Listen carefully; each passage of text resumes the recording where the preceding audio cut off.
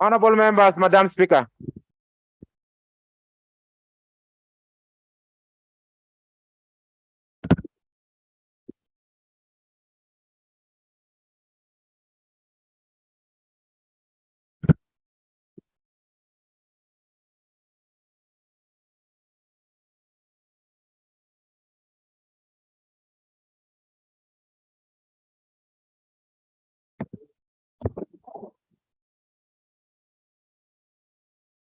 Prayer. Almighty God, who in your infinite wisdom and providential goodness have appointed the office of leaders and parliaments for the welfare of society and the just government of humanity. We beseech you to look upon the abundant favor of these your servants, whom you have been pleased to call to the performance of such important trust in this land. Let your blessing descend upon them here assembled, and grant that they may, as in your presence, treat and consider all matters that shall come under their deliberation in so just and faithful a manner as promoted in glory, and to advance the good of those whose interests you have committed to their charge. Amen.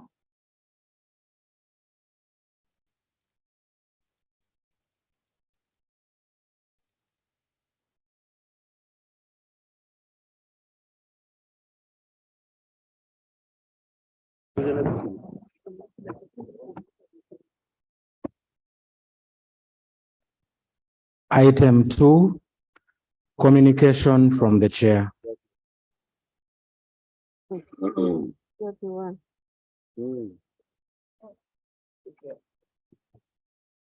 Honorable members, I welcome you to this afternoon's sitting.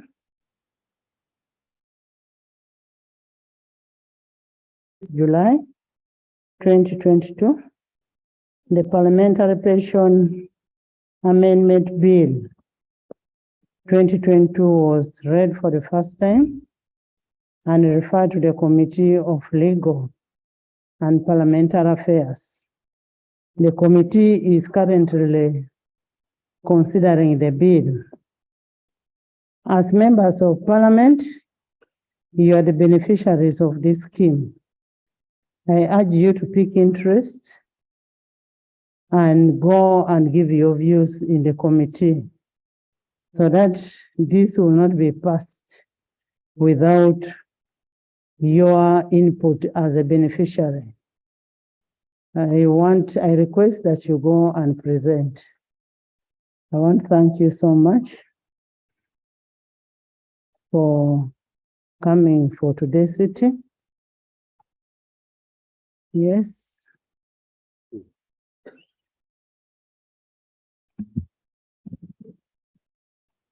Thank you, Right Honourable Speaker. Right. Thank you for your communication.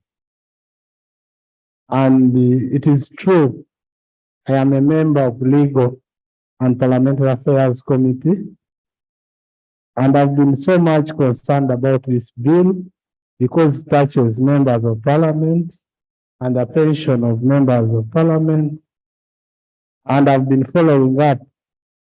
And this afternoon, we even had a presentation to the committee as the Parliamentary Commission. However, Right Honourable Speaker, it has come to our notice that government would like to take over this bill.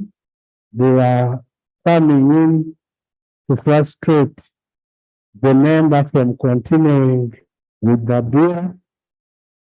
And several things were in the committee that I'll not discuss here, but will be done by the chairperson of the committee.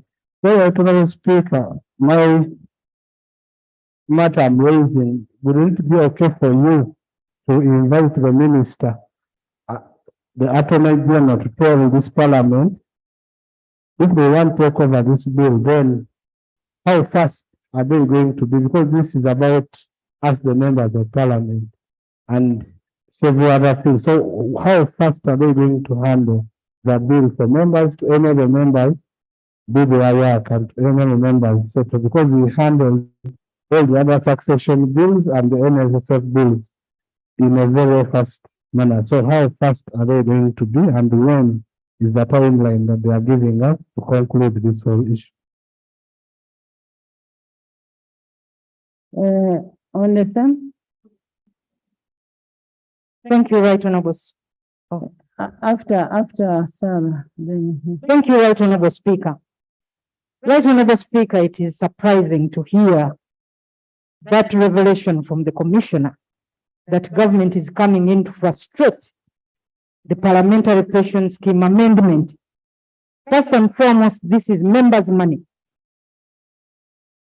Secondly, Right Honorable Speaker, I am aware that the fund managers do invest this money, doesn't sit there idle. So I'm wondering the government's interest in this bill. Why does it want to frustrate something that is ours? And it is my money that is being deducted monthly to contribute to that pension scheme, Right Honorable Speaker. This is something that should be of interest. And Right Honorable Speaker, I request the Commission to put its foot down, because that is really something that is actually leaving me wondering, did government borrow our money? And now when we make amendments, the money may not be there. Where is the problem? Right Honorable Speaker. Thank you, Right Honorable Speaker. Yes, Thank you so much, Right Honorable Speaker. Right Honorable Speaker and honorable members, we've been noticing the shrinking number of cabinet and state ministers every time we come for plenary. Right Honorable Speaker, it is very unfortunate that we have a well and fully facilitated team of ministers. I remember I was even opposed to increasing the number of cabinet ministers, knowing that with that increase, we shall receive the best service. But Right Honorable Speaker, these people are well facilitated to the extent that they ever move with even the lead cars when we are struggling with the jam. The points we are bringing here are so pertinent, whether we are bringing a matter of national importance, whether we are debating, and we are struggling here seated with my friend Honorable Kabichu, trying to say that I was even actually dedicating her to stand in for the Prime Minister instead of me chipping in. So, Right Honorable Speaker, is it procedurally well that we come here only to debate without even the line ministries to know how the proceedings of the House are moving? Are we proceeding well? Is this the government we are serving? Honorable Kaduchu, are you standing in for lead of government business? Can you call the minister to come and respond on the issue of our pension? We want him now, let him come and respond on the issue of our pension. Thank you so much, Right Honorable Speaker. My colleague has raised a very critical issue, and we all agree that the ministers are to be in the House. And I want to pledge that I will get my best to get them here. However, Right Honorable Speaker, as we're all aware, the head of state of Somalia is in the country as we speak. Quite a number of ministers are engaged in that meeting, but they're about to wind up, and certainly many will be here. Honorable Minister, I want the Minister of Finance. Can you call him? We need an answer to your pension, not mine. It's your pension. I mean, that's the only thing that you'll be left with when you leave this house. But if it is mismanaged, then you will not have it. Honorable Fisheries. Helen. Is that Helen? You're welcome. Yesterday, while you were away, somebody was asking for the Fisheries Act bill. We don't know whether it has been assented to. And then, of course, it becomes an act after assenting. Have you followed it up?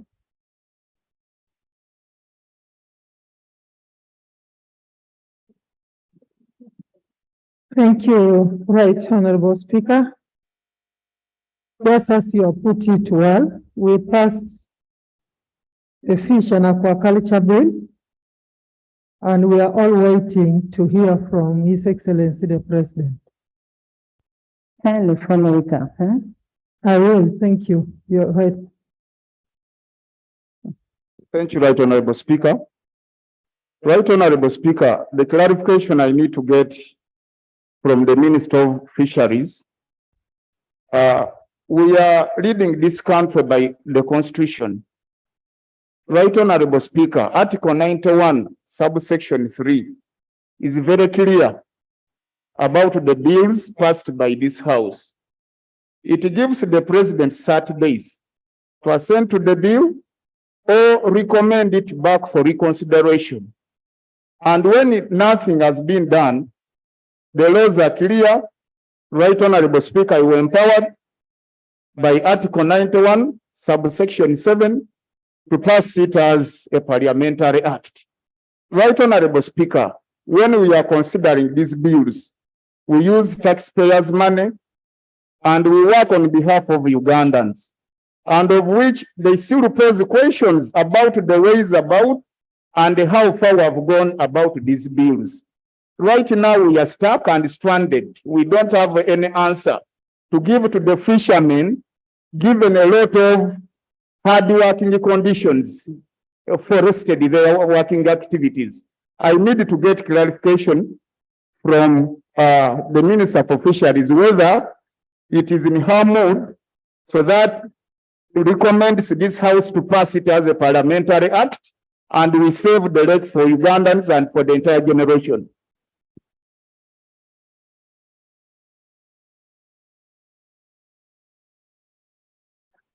Honorable Sevanleke, the law talks about 30 days to assent, but the process of transmission to the President does not have the dates.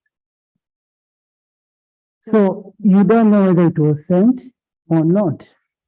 So, and that can only be answered by the Attorney General, not the Minister. Leave the Minister there, but the Attorney General is the one to answer that. Matters of national importance, Katabasi.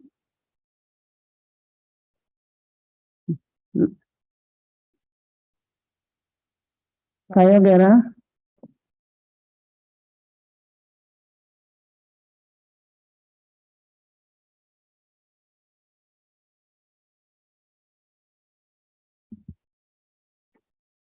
Thank you, Right Honorable Speaker. Mkayogera Yuna representing North County, Namutumba District. Right Honorable Speaker, I raise on a matter of national importance regarding lack of health center 4 in North County. Right Honorable Speaker, as you are much aware, it is a government policy to the effect that each constituency has a health center 4 in Uganda. Right Honorable Speaker, the population of North constituency is growing every day, and many cases of children suffering from malaria, malnutrition have been registered. In addition, this has led to lack of blood causing deaths.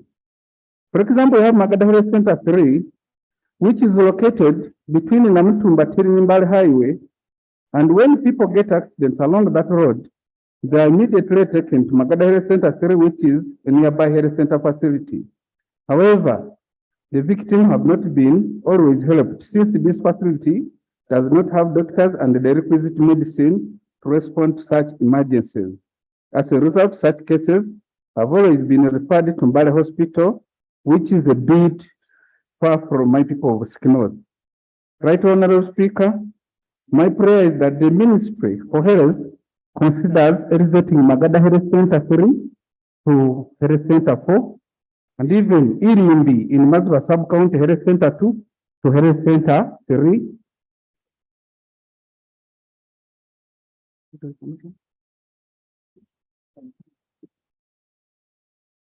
Thank you, Madam Speaker.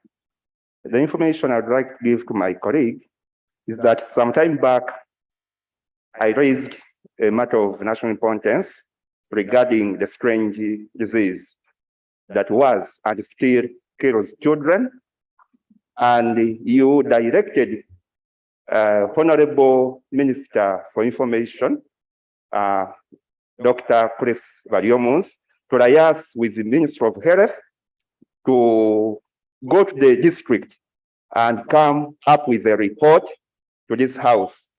Madam Speaker, I'm surprised that up to now, the ministry has not done anything to come up with such a report. And I don't know whether it is a deliberate effort by the ministry to condemn Namutumba district, because it's one of the districts that you find with less human resource. And just like my colleague is saying. You see, I don't see a relationship between what he's saying and what you're saying. Honorable Akamba, Honorable Yona is giving his we've taken what you have said. We will ask for that report. Honorable. Thank you, Right Honorable Speaker. Maybe in addition to that, I think they will just add, I'm adding a request of Health Center 3, Madam Health Center 2, to 3. I beg to submit, this is my maiden speech. I have nothing to add. Honorable Yona, thank you for that submission.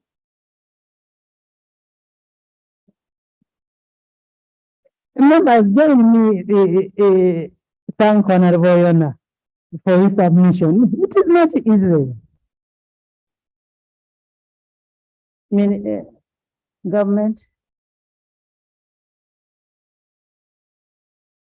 Right Honorable Speaker, my colleague has raised policy issue of which each constituency is supposed to have a health center 4 and a sub-county health center 3. Right Honorable Speaker, indeed, advantage of having health center 4 is a lot. Blood storage facility, the laboratory, the theater, the doctor is wider than health center 3.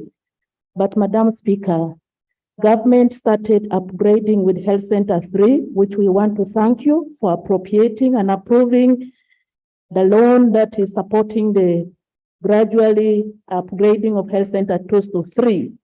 And we want to thank you for that effort. But I want to pledge that I will communicate this to the Minister of Health and in the subsequent planning such that all the health center 4s, they are planned to be upgraded, but it will require quite a huge amount of funds because it is all over the country.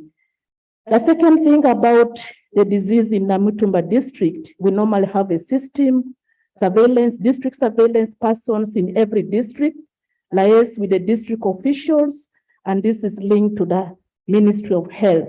I will also coordinate and communicate that back to the minister such that the system flows and the information gets back to the ministry and the MP is informed accordingly. I thank you. Thank you, Minister. Honorable Oguzulu. Honorable Adome Francis. And you bring matters of national importance. If you don't appear in the House, don't blame me next time. Don't blame me, acrobat.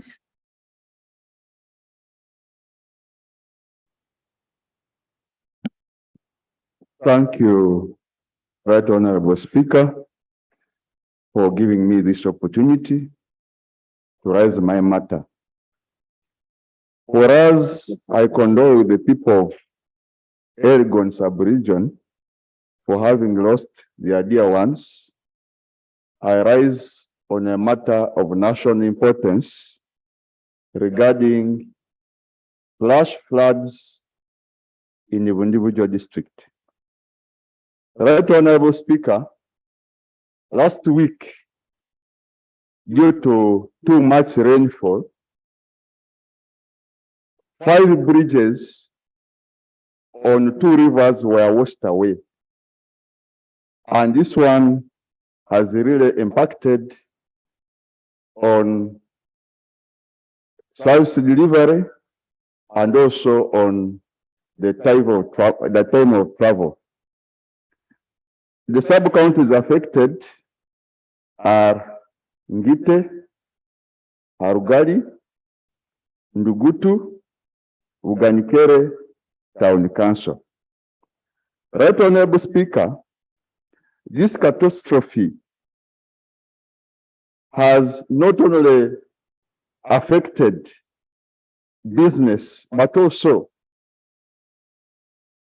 the patients in these areas I've mentioned can no longer reach hospital on time, and especially the expectant mother.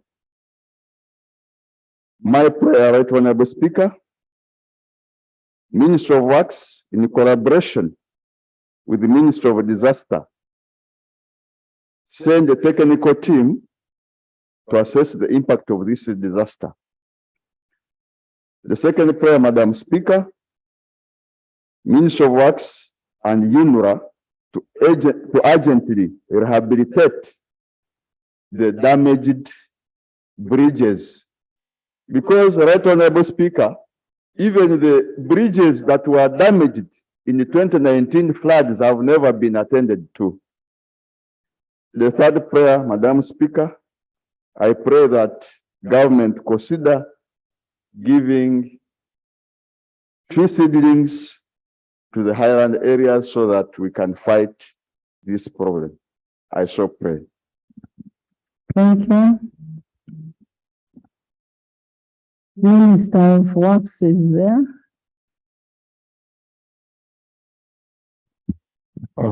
Thank you, Right Honorable Speaker. I appreciate the honorable member concerned about the flash floods in Wundiwujo. Honorable Speaker, it's really a big challenge as we're talking about Wundiwujo. It's a generally big challenge to the whole country. We have just made an assessment of what we require to replace the infrastructure in the Mbare sector, and we are close to 100 billion shillings. However, I'll respond, we'll send a team to Wundiwujo to assess the extent of damage and cost, and together we'll put that together with what is required now so that we have a holistic approach to restoring the infrastructure which is affected on many parts of this country because of these flash floods. I appreciate that, and the team will be there by close of this weekend. Honorable Minister, by any chance, did you reach Pokede also?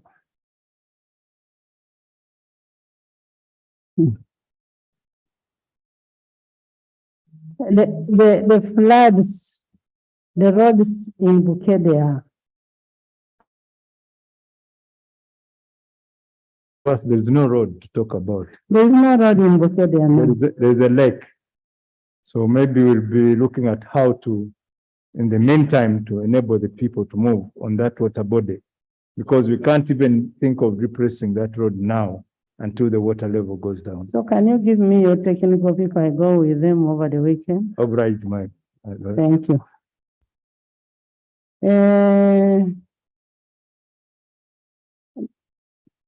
Honorable Mukasa, Aloysius, Nabukera Hanifa. Thank you, Right Honorable Speaker. Honorable members, I'm going to be as brief as possible. I'm rising to raise a matter of national importance in regards to the welfare of local council leaders, which has become a serious concern.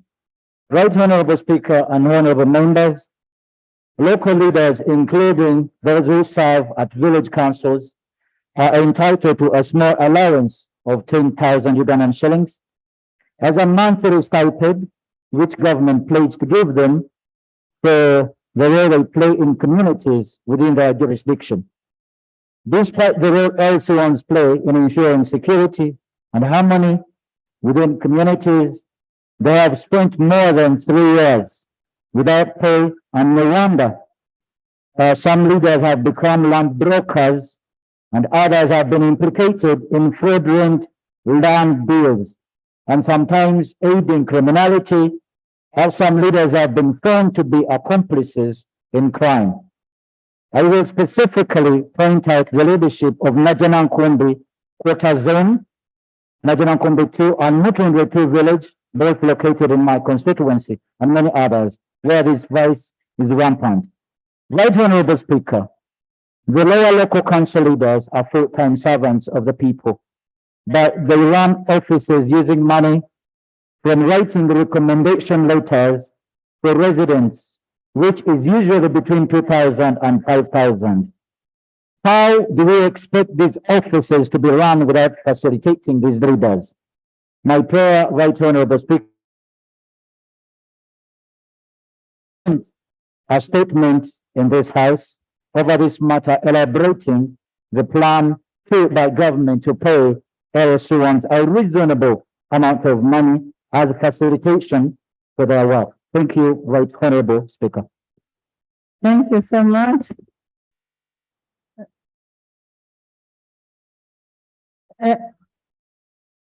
The same question was raised by Honorable Najum Basara, and that was on 4th August. And the Prime Minister undertook to bring a comprehensive report in this House together with the local government. So what you need to do is to follow it up with the local government, finance, to that response.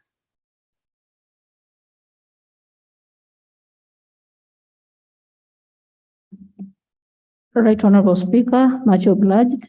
I also remind him so that we can make that follow-up to answer, to make a response on those concerns.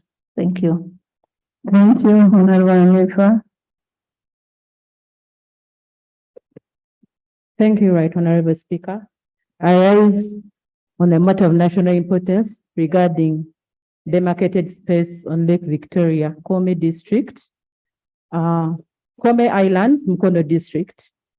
We have a hotel by the name Bulago Hotel, but it has personnel who bar my fishermen from fishing, purporting to have the space, demarcated space for that hotel, and which is very huge, that covers from Bulago Island to Mbiru, Buziba Island, bordering with Wachiso District. So, Right Honorable Speaker, in this case, my fishermen are starving, and that is the only source of income around that area.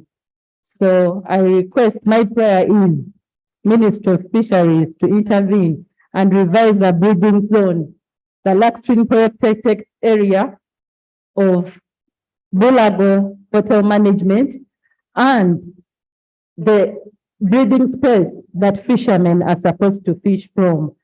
Second, I also want to urge and appeal to the government to enforce Bulago Hotel Management in conjunction with Fisheries Department to install signposts, because they tend to fill the whole space, almost half to the other side of the lakeside. Government, I also appeal to the government to also present to Parliament a clear policy of usage and utilization of the Ugandan waters, including fish farming in the lakes and leisure pools on the lakes regarding other Ugandans who traditionally benefit from those lakes. So I pray. Honorable Minister, our fishermen are starving.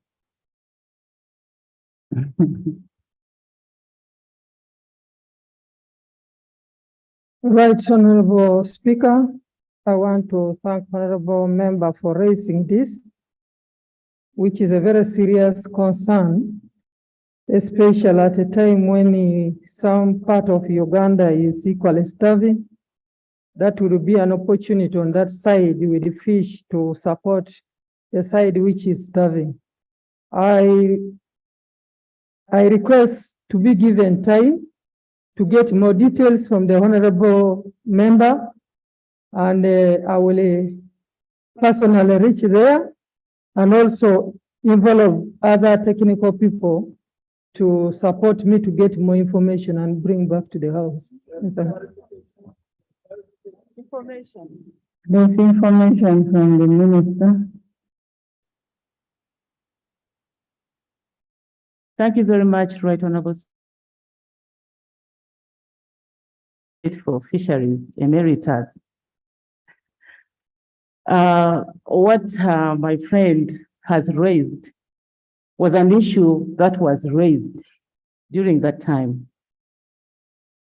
Bulago covers a lacustrine protected area. And the breeding area that she talked about that the fishermen are not supposed to go into is in the statutory instrument. It's supposed to be protected. Poor fishermen do not know those protected areas because we have not provided money to replace the demarcation, the beacons. But the point of safeguarding breeding areas is very key.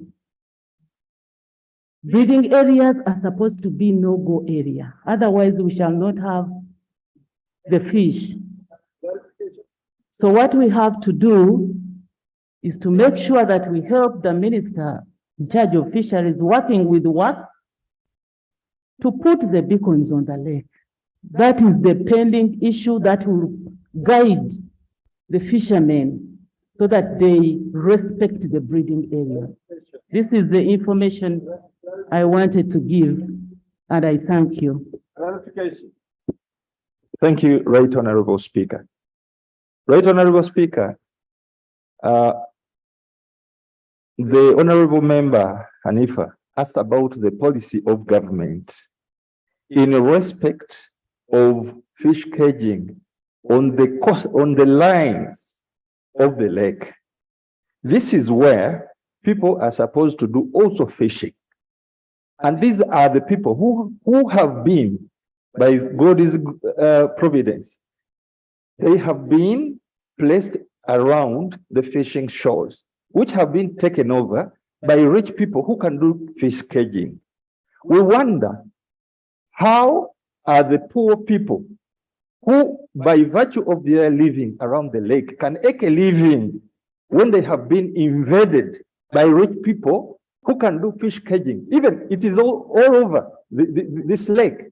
Go to Chiindi and see the whole line lined up with fish cages, and people continue to be arrested. They bring them to Kampala and then they take them to Kitaja. Hundreds of them are rusting in Kitaja. What is the policy of government about this? Yes, Honorable. Right Honorable Speaker, I want to thank Honorable Rulume for the clarification he has raised. Honorable Rulume, you are aware of our aquaculture policy. Before anybody is given a license to do aquaculture, scientific research is done. This is a requirement by East African Lake Victoria Organization. Around Kome, there are 420 cages officially licensed, and the area is demarcated in such a way that the cages are not placed where the waters meet. Otherwise, the fish in the cages will also be affected. Aquaculture is a policy that we agreed that brings in money. We are doing it, Tanzania is doing it, Kenya is doing it. Right Honorable Speaker, we need money from Lake Victoria. Right Honorable Speaker, our people also have to be guided not to fish anyhow. I witnessed this. I know the cages around Kome, and I know the research was done, that was done before that, and it was authorized. This is the information I had. Don't say you want a minister. The person speaking is also a minister, and she has been in that docket. So you've gotten the information but the minister still pledges to go to the area and see what is happening there. And don't be surprised that you will have the same information. But I am asking the minister, kindly go there. Nyeko, and why are you not on your mask?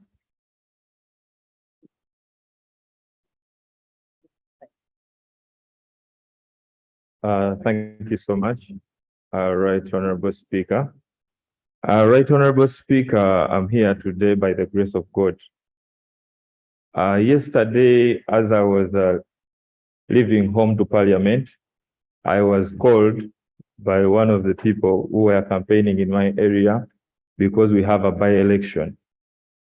Right Honorable Speaker, on getting the information that one of our candidates, an LC3 councillor, Rita Sarah, who is contesting, and the area councillor, had brutally been beaten by the military people attached to the Secretary General, Richard Dodong, as they were campaigning around that area. Right Honorable Speaker, on calling the police station around, I was informed by the OC that he was on ground. I literally left my car and got a border since the police had reached.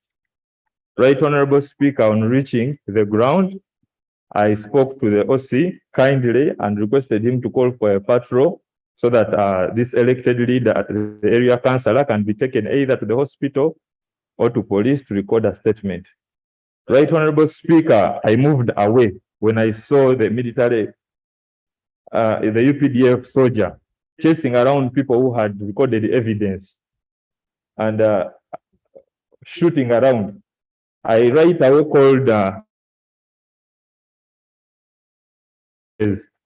informing him of an officer so that the military could probably come at that location. Right Honorable Speaker, as I was talking to the personal assistant of General Jim Muhez, the same military person came behind me and hit me with a gun. He slapped me and manhandled me, Right Honorable Speaker, under privileges, Right Honorable Speaker. It is too sad, and my prayer is, Right Honorable Speaker, that we must see justice. This military guy must be brought to book, Right Honorable Speaker. However, Right Honorable Speaker, I was worried why people who are not in the military are given military ADs. We should have police officers who are trained to handle VIPs in our communities. Right Honorable Speaker, one of the officers was actually disciplined, but this other one acted in a manner that is so unprofessional and does not deserve to stay in our communities. As I speak right now, the area councillor who was beaten is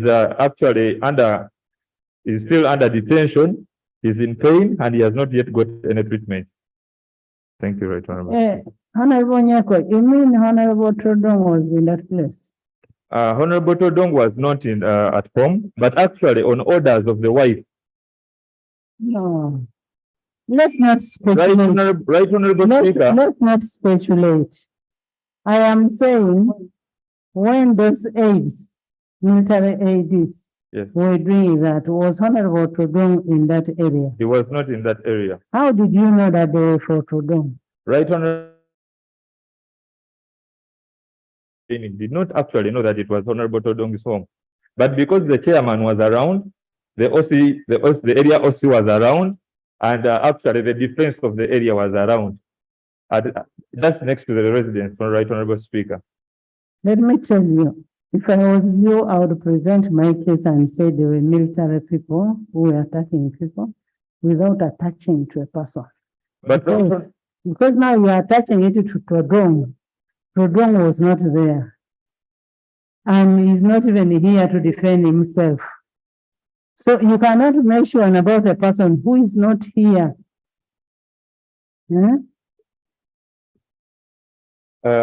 Right Honorable Speaker, I kindly request for investigation. We all well know that the residences have cameras and there are people who manage to record this. However, just after we left, the neighbors the phones were removed, and there are over 7 phones that were captured by these military personnel. We kindly request that government follows up and we get proper investigations, and we also see justice. So will you believe what government will tell you? Right, Honorable Speaker.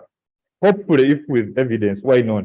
Because there are cameras at the residences. Thank you. So you mean it, Honorable Tudong is your neighbor? Right, Honorable Speaker, it is my constituency. And probably the family they are my voters.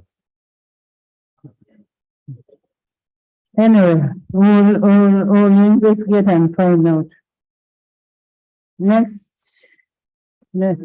Yes, Aisha. Thank you, Right Honorable. July, I raised a matter of national importance, and you rightly guided to the effect that Muslim women are unveiled when they go to receive passports. And you observed rightly that even the Catholic sisters are also unfairly unveiled. The Prime Minister committed to bring a statement to this House. It is 3 weeks now, and the office has not. May I request, Right Honorable Speaker, that you direct the office of the Prime Minister to give us a statement to that effect. Justice delayed is justice denied. Do you have a Minister from Internal Affairs?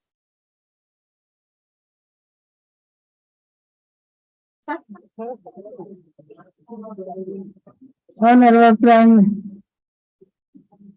Prime Minister, she raised the question, an issue. Can we have a report to that effect?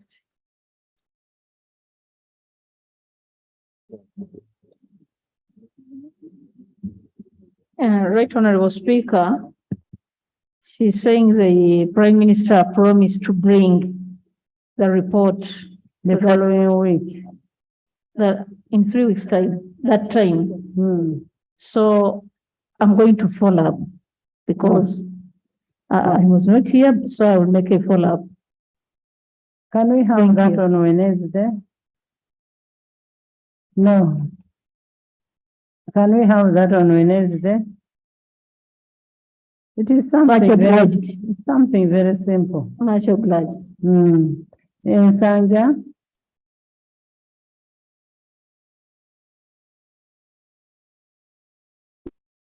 Thank you so much. On procedure.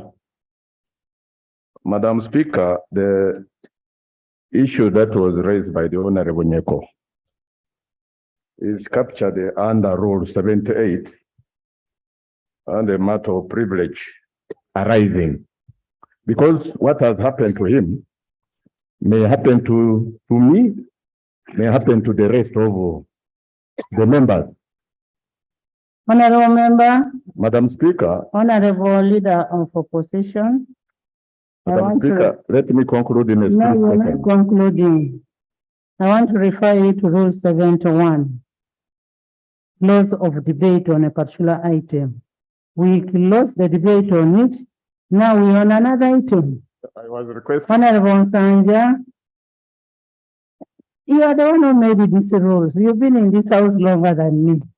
Yeah, most obliged, Madam Speaker. But this would be perpetuating a culture of impunity on part of the. There is an order. The security. There is an order.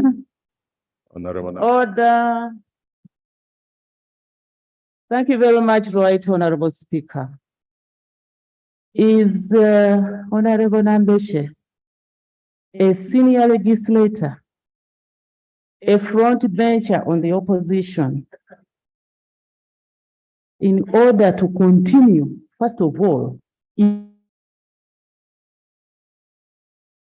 are trying to guide and is insisting, standing, and secondly, bringing a matter where you have ruled and you had called on another item.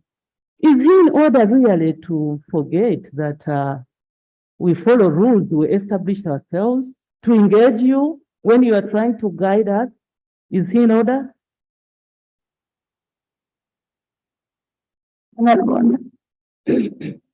Honorable Nambeshe is my very good friend. Yeah? I'm just reminding Honorable Nambeshe that the person you're talking to is the number 3 in the country.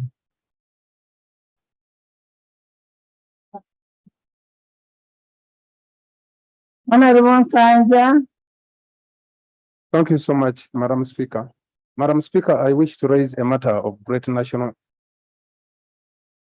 importance, and it is in regard to a health facility which is graded as a grade 3 health facility, and it is situated in at some village called Kaomia in Kaomia Parish, Kangolumira sub-county.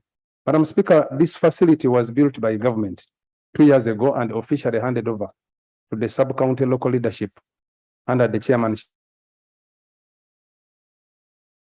And it is the only one in this sub-county. Madam Speaker, we are facing a lot of challenges and lots of emergencies in the same area, those of pregnant women and people living with HIV. Madam Speaker, I would therefore wish to ask Parliament to help me task government as a prayer, such that the Minister of Local Government and Minister of Health officially commission the facility so that it serves the purpose for which it was constructed. The other prayer, Madam Speaker, is for the Minister of Health to provide human resource and probably medical supplies like drugs, such that our people are really served in accordingly. However, Madam Speaker, before I leave this matter, allow me to, in a related phenomena, talk about another health facility. Madam Speaker, I happen to represent 2 town councils and 2 sub-counties, all of which government has constructed health facilities. But before the establishment of these health facilities, Madam Speaker, there is a precious lady by the name Jamila Navayaza. She had offered medical services for the last 42 years, and she has really tremendously supported the community.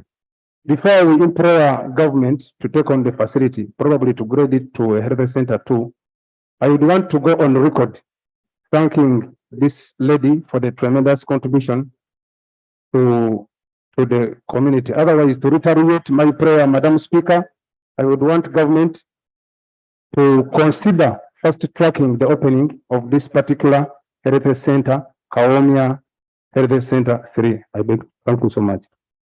Thank you, Honorable Minister.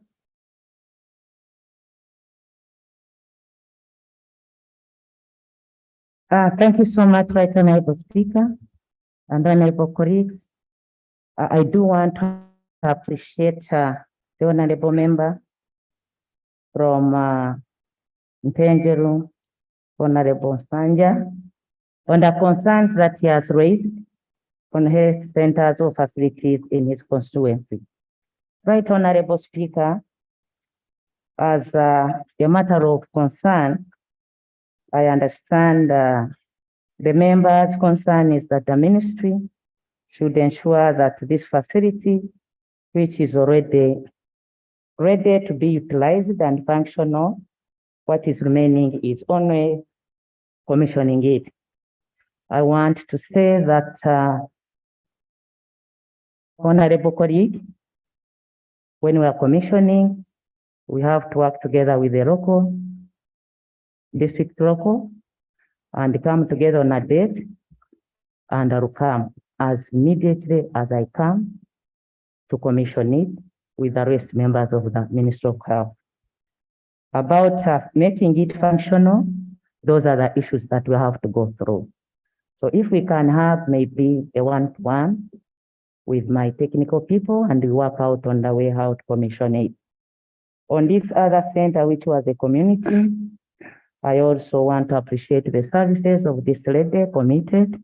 And as you know, our people in the health, once they are committed to giving health services, they do it to all. 42 years is a tremendous time. However, I heard you saying that if this facility can be taken on and made a health center too, our policy has moved it health center phase, but we shall still look at it and study it and see how we can come in. Thank you. Honorable Minister, while you are aware, there was an issue raised by Honorable Kamba.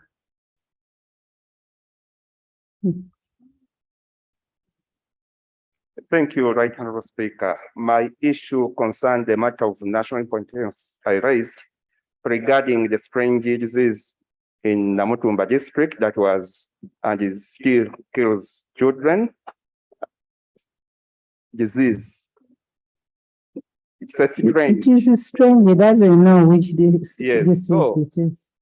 I requested that a team be constituted, and the Right Honorable Speaker, you ruled that the Minister of Health should dispatch a team to Namutumba. It's coming to 3 months. There is no report that has ever been presented in this House, and the disease continues to kill children. My prayer is that the minister tells us, or this August House, on the plan it's undertaking to ensure that such is curbed. Thank you. There is also another issue from Kiboga. Kiboga. Thank you, Right Honorable Speaker. For the record, my name is Motumba Abdul, representing the people of Kiboga West. Right Honorable Speaker, I intended to present my matter as a matter of national importance, but the fact that I'm given this period of time to present or to add some information, Madam Speaker, there are people languishing in hospital, that is St. Peter's Hospital in Kiboga Town Council, who were shot on the 7th of August on instructions of land grabbers who have deployed armed men who are purported to have been hired from Willets Securities. This matter has been reported on several occasions because there's a matter that has been developing over time. Some people have even died. The owner of that same estate has died. And it is well known to the police quarters, even to the headquarters of police. That is Kivuli, because it even took the initiative of investigating this matter to its conclusion, but no report was ever, released. But there is a group of notorious land grabbers who want to grab land from the family of one Haji called the Chakolagira the Late. And wherever they try to do farming and carry on with their normal duties on their land, the notorious land grabbers, bring out guns and shoot. At times they shoot in the air, but this time they shot 3 people on the 7th of August. The matter was reported to police, but instead the police is protecting and guarding the land grabbers. So this matter, now that has been brought to this parliament, it is our prayers, representatives of the people, that first and foremost, the perpetrators of these actions be arrested immediately and also be charged, because the people that they shot are languishing in hospital, 3 of them. And yet there is enough evidence that land is well registered and is owned by the late Haji Chakolagira Dirisa. And also, government should come up. It is our prayer that government comes up to. Thank you, Madam Speaker. Thank you. Maybe we'll start with the health first. But even when we are starting with health, Each district has a health management information system. And that captures all the sicknesses that come, the strange diseases. And it is these district health officers who are supposed to relay the disease surveillance to the ministry. I don't know if that has been done. Right, Honorable Speaker.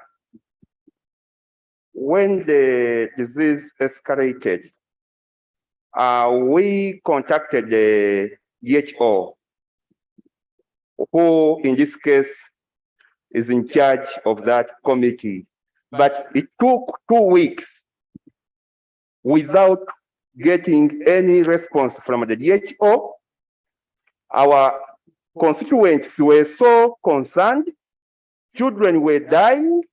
In a day, we would count over 50 deaths of children urinating blood. And it is very serious that the ministry, I don't know, the DHO doesn't want to believe that it is a strange disease, but there is no solution that is given. And in this case, as a representative of the people, I decided to bring the matter directly here on the floor, Right Honorable Speaker. Minister.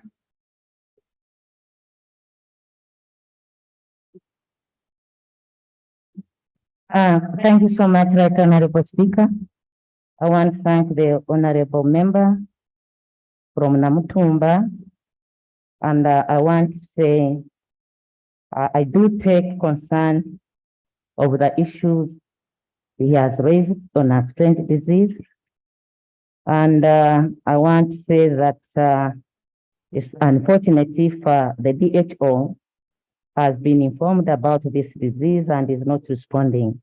Right, Honorable Speaker, right as you have said, we have got not only the district health management team, but we have the district surveillance team system that works together at our ministry, where we have a national surveillance system.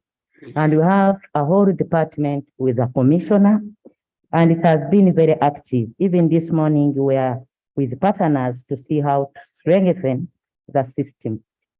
Now, as a ministry, it is coming to us because at least I've been acting for the last 2 weeks.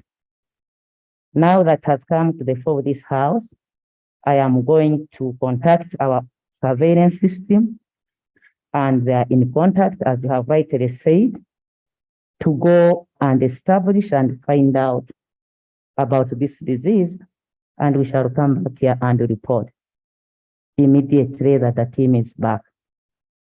Right, Honorable Speaker, on the issue of Kivoga, I want to start saying once again, it is very unfortunate for our citizens that were shot, but are made to understand that they are at a private health center for facility, and there are issues concerning land and police. Those ones, the police and land, I'm sure they're also handling. But on our part as a ministry, we are going to call the DHO to find more about these patients in this private health center for, and if possible, transfer them to our health facility or advise them to be brought back here, either to Murago, but we shall take it immediately I leave here, or as first thing in the morning. Minister of Land Security should handle the other aspect. So, Prime Minister, you need to report to the ministry. Mbwa.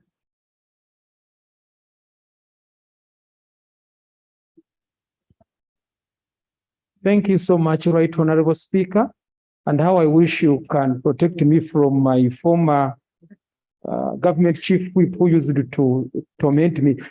Right Honorable Speaker, the matter of national importance I'm bringing is about our tea. It's well known in the whole world for producing high quality and best tea. And particularly, the best tea, we normally get it from Igara, that is in Western Uganda, of which it is my constituency. So, Right Honorable Speaker, I've just come to find out that our tea we produce in Uganda for export, once it goes throughout our country, that is supposed to go through Mombasa and reaches Mombasa, our tea is then rebranded as Kenyan tea. So our tea has not reached international market even after adding value. Right, Honorable Speaker and honorable members, we are losing a lot of money. Uganda is not known anywhere. And our minister of trade, Right Honorable Speaker, they are ever here sleeping and they cannot even intervene, but they are interested in maybe rice. Right Honorable Speaker, have you seen any of them sleeping around? So often of recent, I made someone to wake up. So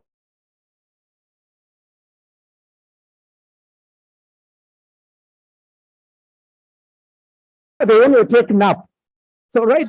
No, Honorable Mbwa. Oh, I withdraw. Okay. They used, but they no longer. So Right Honorable Speaker, my prayer is, Right Honorable Speaker, we need an immediate intervention. How I wish you can instruct either any of the committee to dig out the matter and find out the reasons to why our tea is being rebranded and sold as Kenya tea. Secondly, Right Honorable Speaker, how our ministers, now that they no longer sleep on duty, how they can bring a comprehensive report about our tea. Thank you so much. Honorable Mbwa, you have an evidence to that effect that the tea like it is for Kenya? Right Honorable Speaker, I have evidence. I was in Mombasa 2 weeks back, and I happened to do this, and they are not hiding. They are doing it in broad day. You bring the evidence and lay on table. Granted. Thank you. Thank you, my colleague, for giving way for information. Madam Speaker, what our colleague Honorable Mbwa is saying is very true. Kenya as a country and the other countries in East Africa region are not only branding tea for Uganda, but even Ugandan eggs that are bought and taken to Kenya, our neighbors, they are packed and exported to Asian countries in the names of Kenya because of the value that we have put in our chicken feeds that the chicken feed on. And so I want to add and give information that what Honorable Mbwa is saying is very, very true. And that's why you because we are not vigilant as Ugandans. No. I mean, if you're doing that and you're sleeping the way you say, why don't the other ones wake up and do that?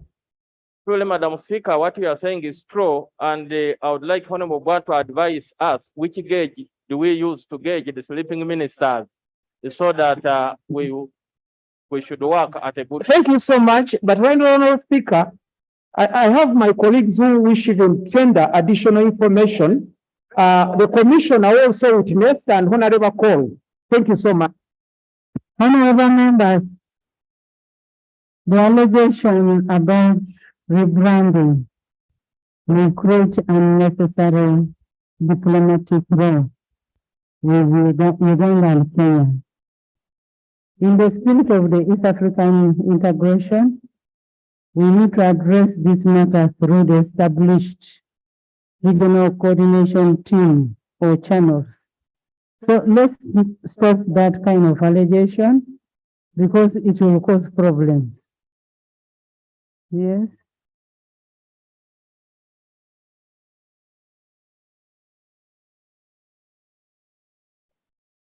Right Honorable, the Minister of Trade is here. He's coming to add, but maybe something small. As members of parliament, as leaders, you need to educate our farmers that when you are taking your product out of the country or within the country still, please put labels. Let it be labeled so that that label identifies this is Uganda, this is Nakasongola, this is ginger. But the Minister of Trade is here. Let him add. Thank you.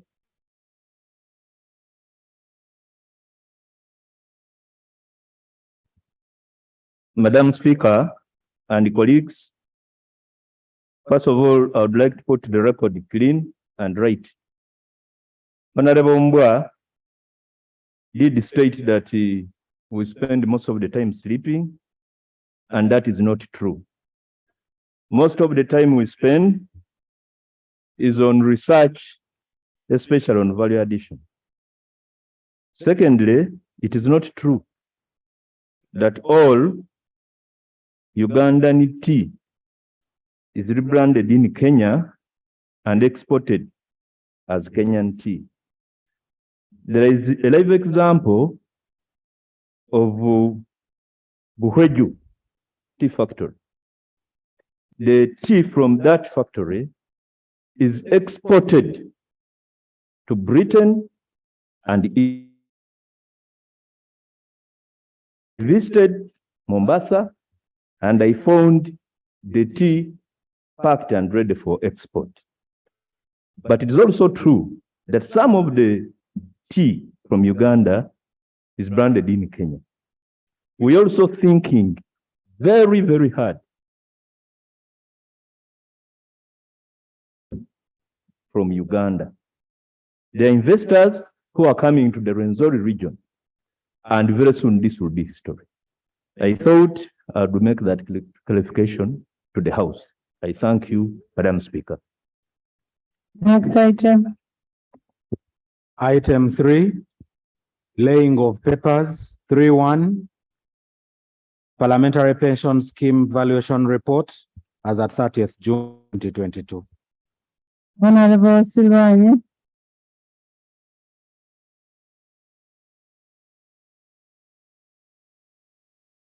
Thank you so much, Right Honorable Speaker. Who gave you to speak?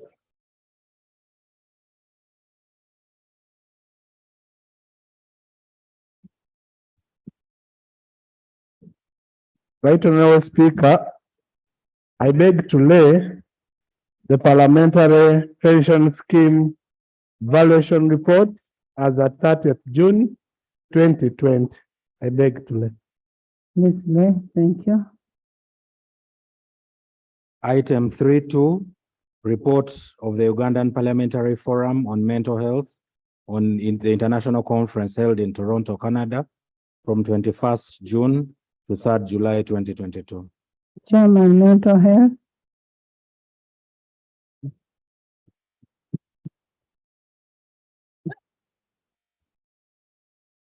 Right Honorable Speaker, and my colleagues, under Rule 33, I beg to lay report on the Uganda Parliamentary Forum on Mental Health on International Conference of Legislation for Mental Health in Canada and Africa. Thank you, Madam Speaker. I beg to lay. Please lay.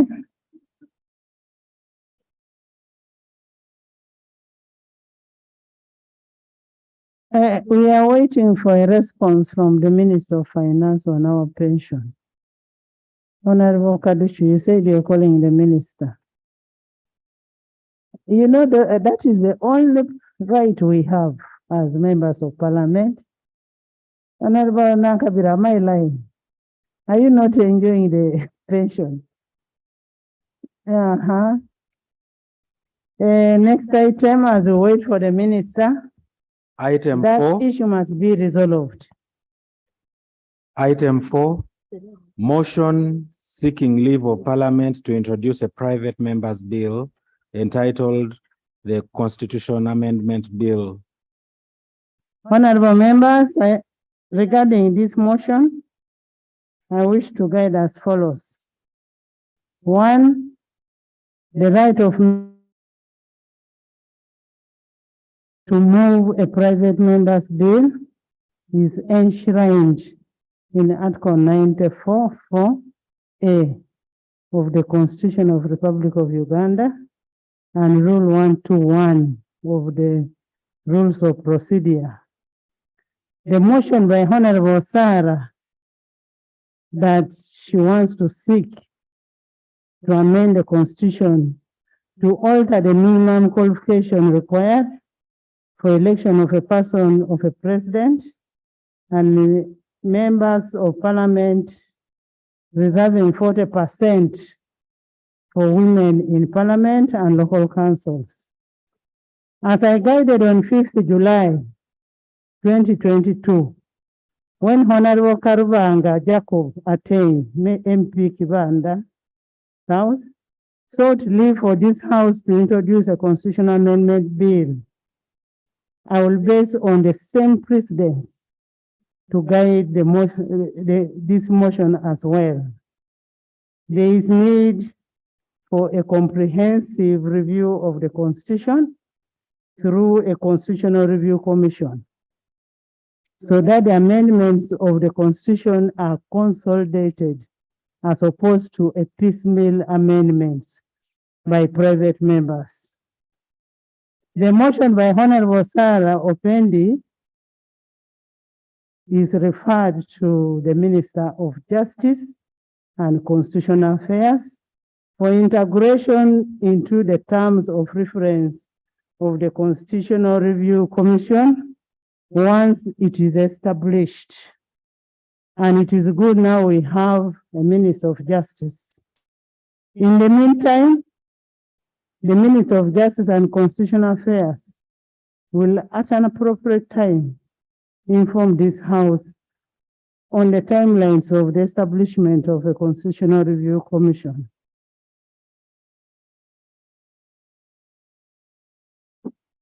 I have referred it to Minister of Justice, so you can hand it over to the Minister of Justice. Item 5. No, you can't move it. What we wanted was to put it on record that there is this motion which has been brought by so and so, so let it be consolidated in the other motions, because they are constitutional amendments. Hey, those in favor? Item 5, motion for adoption of the report of the Committee on Tourism, Trade and Industry on alleged unfair trade in the rice subsector. Honorable members, on 5th May 2022, the presiding officer notified the House of a petition we had received from the Rice Business Sector Association on the challenges affecting the importation of rice through Mutukula border. We referred the petition to Committee of Tourism, Trade and Industry. The committee is ready to report. Chair.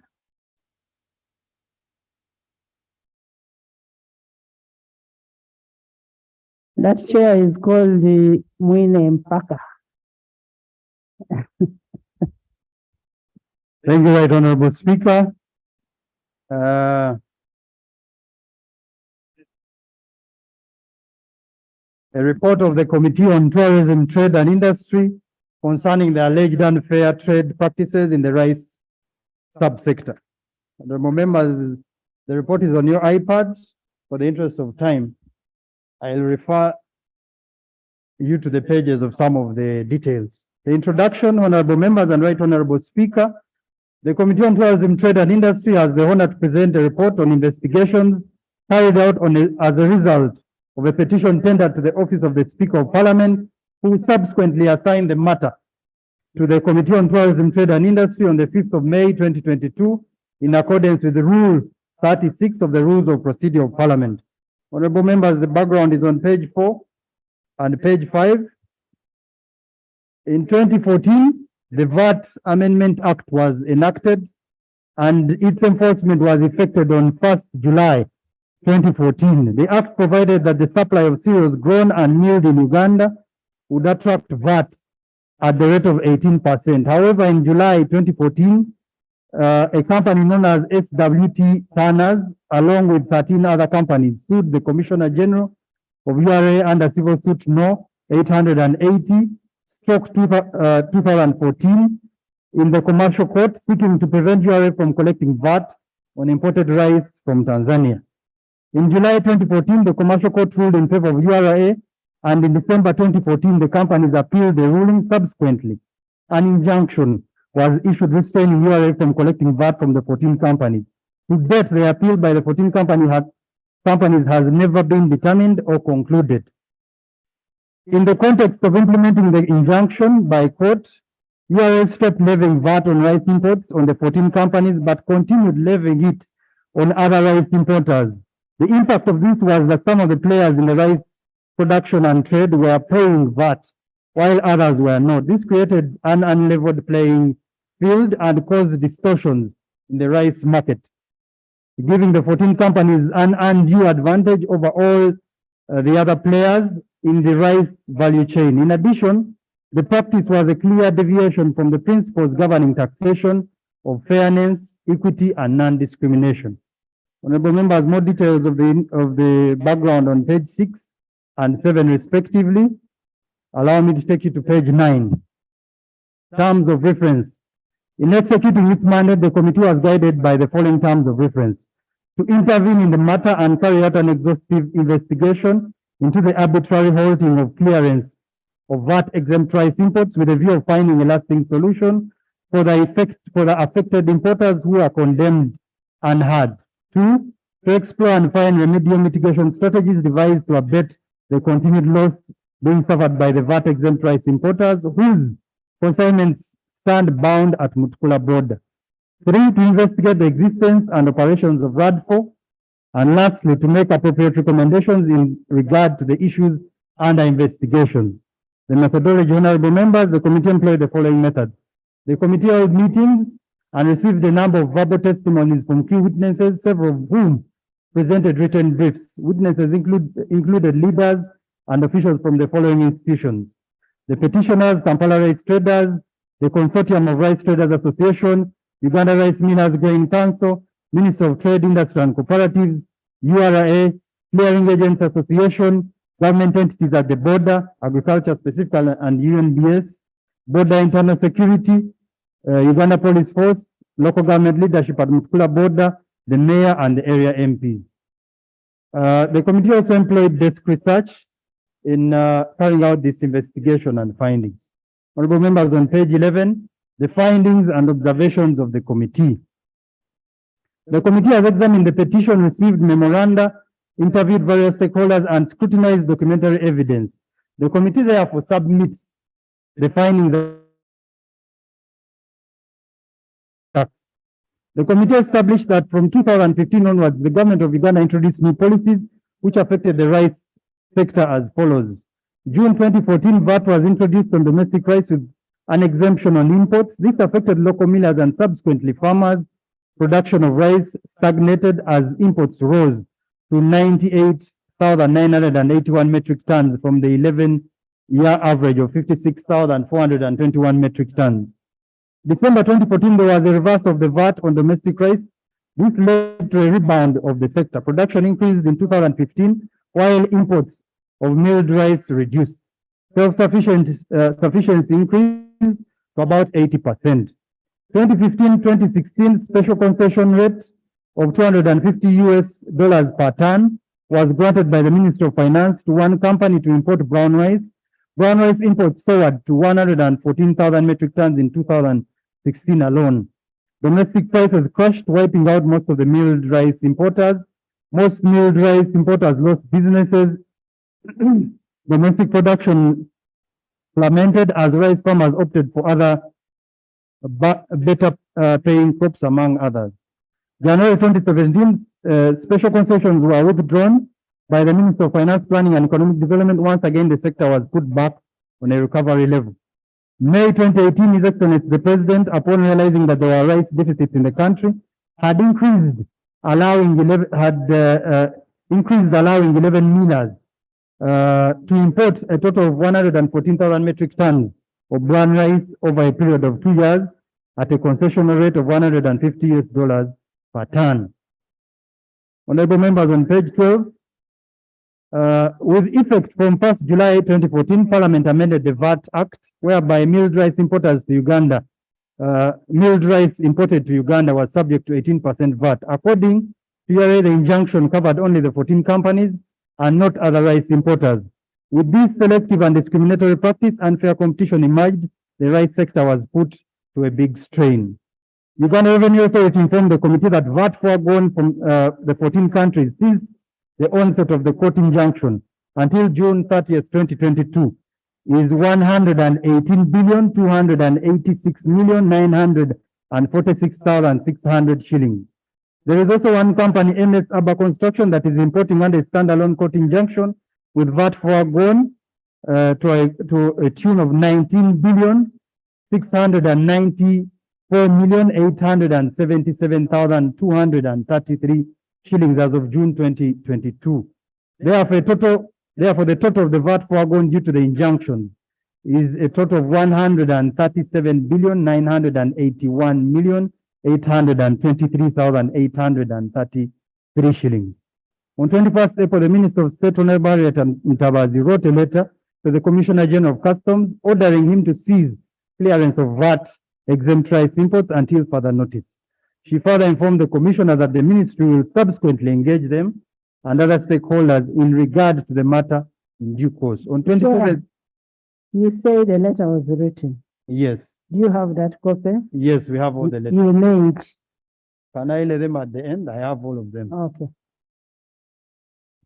She further informed the Commissioner General that the Ministry will subsequently engage them and other stakeholders in regard to the matter in due course. On 27th April 2022, Julius Nkwasire Mponoka, the Deputy Commissioner Customs of URA, wrote an internal memo effecting the hold of clearance of VAT exempt, reversed a week later by the Commissioner Customs, Abel Kagumire, as specified during his appearance before the committee. Honorable members, there's a picture there. Unfortunately, it is black and white. The Honorable Minister wrote a letter to the Commissioner, Deputy Commissioner Customs, who implemented her directive to hold clearance of VAT exempt rice. The committee was informed by the rice importers, stock traders, that this directive by the minister caused them immense losses, namely the cost of hiring trucks per day spent at the border, cancellation of all the contracts from various customers in Uganda, theft of rice from the trucks at the border, and psychological trauma of running out of business. Observations of the committee. The committee observes that the letter the minister wrote to hold clearance of VAT exempt rice is a clear matter of political interference and abuse of office, which resulted in 2 losses suffered by the traders as a result of a 7-day standoff at the border. The committee observes that court in 2014 issued an injunction arising from civil suit 880/2014, restraining URA from collecting VAT on imported rice from the 15 companies, which caused government financial loss in VAT collections worth 137,981,823,833 shillings. The committee observes that it is trite law that the duration of an injunction is determined by the nature of the injunction granted by court. An injunction can be interim for a short period of time, temporary, until further determination of the suit for which it is issued, or permanent, which is issued in perpetuity. In this case, involving the 14 companies, the injunction issued was temporary, meaning it subsists until final determination of the suit. In this case, the appeal filed against the findings of court in civil suit 880/2014, this meant that URA could not, until further determination of the appeal, levy VAT on the 14 companies. The committee finds that there is inordinate, unreasonable, and excessive delay in determining the appeal, a matter that has affected the competitiveness of the rice subsector and allowed fraudulent practices to take root. The committee notes that the delay in the final determination of the appeal arising from Civil Suit 880/2014 of 8 years is a long time and has affected URA's tax collection strategies, distorted the rice prices in Uganda, and created an avenue for unfair competition in the rice subsector. The committee observes that the appeal was filed and the temporary order issued. SWT Turners Limited and 13 other companies have not taken steps to prosecute the appeal, and likewise URA has not been proactive to ensure that the steps are taken to vacate the appeal. The committee observes that whereas there is no timeline prescribed under the laws of Uganda to determine appeals of the nature arising from Civil Suit No. 880/2014, where there is a delay in prosecuting the appeal, like in this case, a party to the appeal may apply to court to dismiss the appeal for want of prosecution. In this case, URA should have been proactive enough to ensure that the appeal is prosecuted in time, and where it is not done, URA should apply to court to dismiss the appeal. The committee observes that the delay in determining the appeal has profound effects on the economy and has affected the trade order in the rice importation. The committee was informed that since the imposition of the injunction by the court, the 14 companies have not paid VAT on their batches of imported rice, while other companies are not party to the court order and are thus paying the VAT.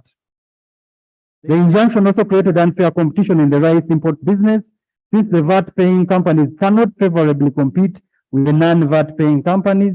This has resulted in the domination of the rice trade by the 14 companies, since VAT-paying companies cannot compete. The committee also notes that there is an increase in the fraudulent activities arising from the discrimination of VAT payments between the companies that were subject to the court order and those that were not. The committee was informed that in order for companies that are not subject to the court order to remain competitive, they have resorted to importing rice through the 15 companies that are subject to the court order. This state of affairs has meant that the 15 companies, some of which are no longer in the rice import businesses, have continued to unjustly enrich themselves by charging fees to use their team in importing rice. The committee observes that consequently many other companies applied to the Ministry of Trade and acquired import permits exempting VAT. The number of companies importing rice under this scheme rose tremendously to 75 companies as of today, and the volumes of Tanzanian rice imported into Uganda increased beyond the demand. Import permits, honorable members and right honorable speaker. The Minister of Trade and Cooperatives, Honorable Francis Mwebesa, informed the committee that in order to ensure stability in the rice sector and mitigate the domestic impact of the rice sector, an administrative measure would be put in place under External Trade Act Cap 88 to control quantities of rice that came into the country and that come into the country. This is how the issuance of the import permits for rice started to create a leveled playing field for the rice traders. Additionally, the State Minister of Trade, Honorable Ntabazi, informed the committee that the circumstances that led to a rise in the issuance of permits arose from unfair application of tax laws and the delayed conclusion of the appeal case, which has made the temporary injunction and stay till 2014. The ministry issues permits to whichever company applied for it, as long as they met the conditions, since the main aim of the ministry was to remove the discriminatory practices. The criteria and conditions for issuing these permits are as follows: the certificate of registration, trading license, updated returns from URA, updated returns from Uganda Registry Service Bureau, tax clearance certificates from URA, tax registration certificates from Uganda Revenue Authority. However, interaction with various stakeholders revealed that there were various challenges faced by the rice traders in a bid to get the rice import permits.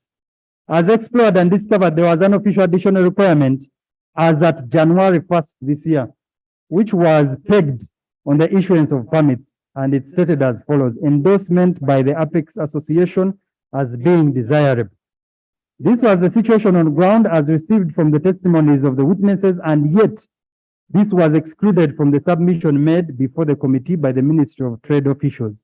For example, the petitioners submitted to the committee evidence of a recommendation letter addressed to the State Minister, Honorable Ntabazi, of NICFA Financial Services Limited, the rice importation company, signed by Sekavira Hassan, the chairperson of Rice Agri-Business Development Foundation, RADFO.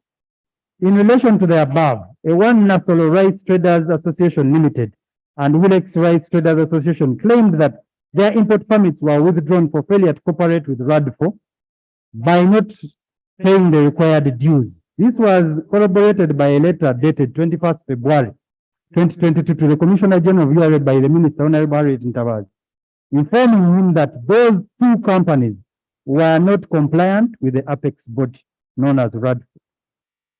The committee was informed by one Nasolo, a director of Nasolo Rice Traders and an LC1 chairperson at Mutukula area. Extensive process, including bribery, abuse of office. She informed the committee that while processing the permit, she interfaced with the Honorable Minister Harriet Ntabazi, who advised her to take 20 million shillings to a one Atwine Emmanuel, a project manager for the national response strategy at the strategy on the elimination of non-tariff barriers at the Ministry of Trade, Industry and Cooperatives, and she did. However, the 20 million shillings was seemingly not sufficient, and she was compelled to add another 10 million shillings, which she did and therefore got the permit. The committee observes that the introduction and issuance of permits the committee observes that the introduction and issuance of permits opened scenarios of abuse of office and bribery at the expense of rice traders. For example, restricting issuance of import permits to companies which did not subscribe to RADFO, this was the apex body, resulted into permit vending. This came as a result of the fact that not all companies were issued with import permits were importing rice. Those companies that did not possess permits were forced to import through those with license and had to pay 180,000 shillings to RADFO per ton. The committee observes that the issuance of import permits failed to achieve its purpose in managing and controlling excess rice importation as stated by the minister, both in their documents and testimonies. This also contravenes what the Uganda Rice Millers Council's objective of protecting the domestic rice value chain. For example, the ministry has continued to issue several permits to the tune of 75, each being allocated a tune of 4,000 metric tons, totaling to 300,000 metric tons. And yet the deficit in the country is just a mere 114,000 metric tons. Rice Agribusiness Development Foundation, this is the apex body.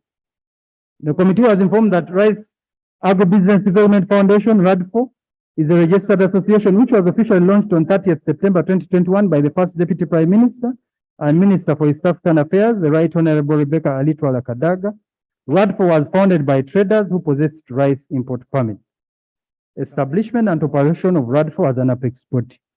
The committee was informed by the Minister of Trade, Honorable Francis Mwebesa, that the Ministry of Trade observed that most of the companies that obtained permits were instead using them to clear rice consignments for other companies that did not possess permits through the border.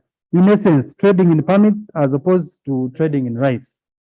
The minister further informed the committee that to create order, they held two stakeholder meetings on 14th December 2021 and 22nd December 2021 at the office of the first Deputy Prime Minister. He further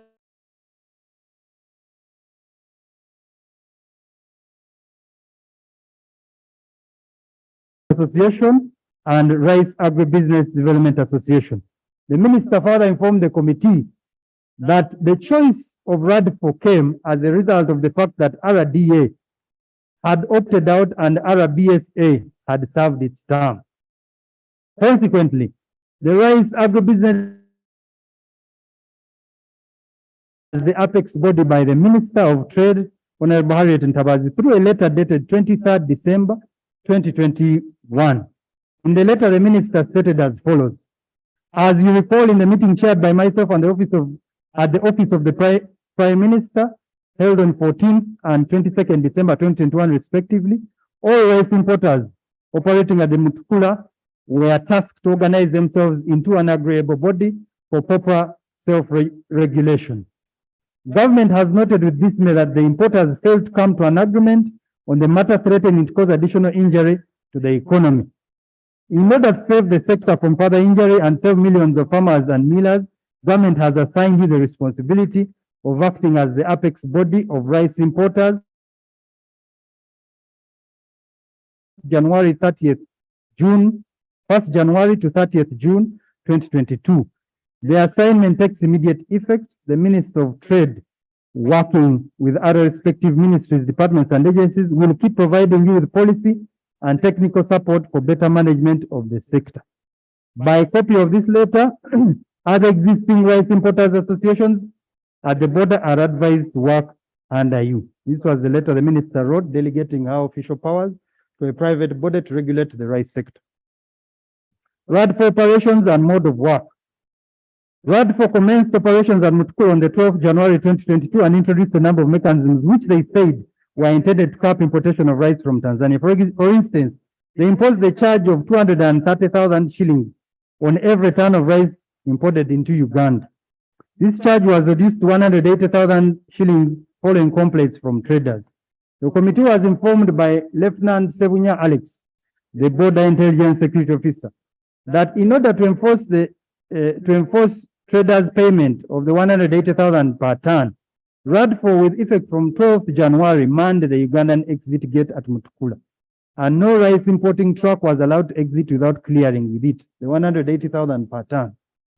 This disrupted the normal flow of trucks and necessitated security intervention. Initially, security intervened and required RAD4 to operate, and this pushed RAD4 to operate now at the entry gate. They were pushed from the exit gate, now they went to the entry gate, and they did the same.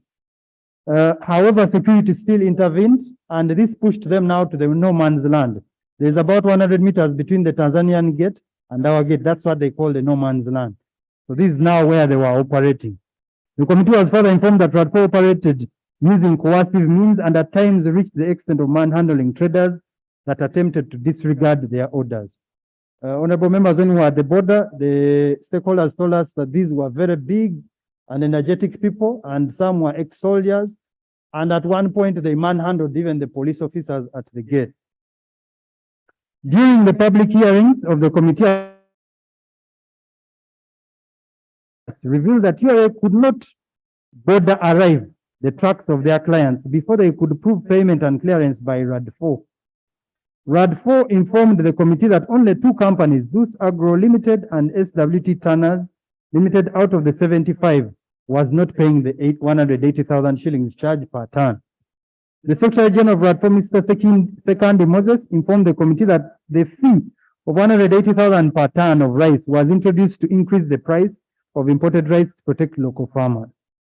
Mr. Sekandi further informed the committee that between January 1st up to 28th of February 2022, RAD4 collected a total of 1.6984800 billion. Mr. Sekindi further informed the committee that RAD4 had never opened a bank account in any financial institution in Uganda, and money was kept in a money changer's shop called Christine for security purposes, and was later distributed equally amongst its members, regardless of who had imported that week or not. So this RAD4 formed an association. It had 75 companies registered under this association, but about 26 were importing rice. But they would collect 180,000 and share it even amongst those that were not importing.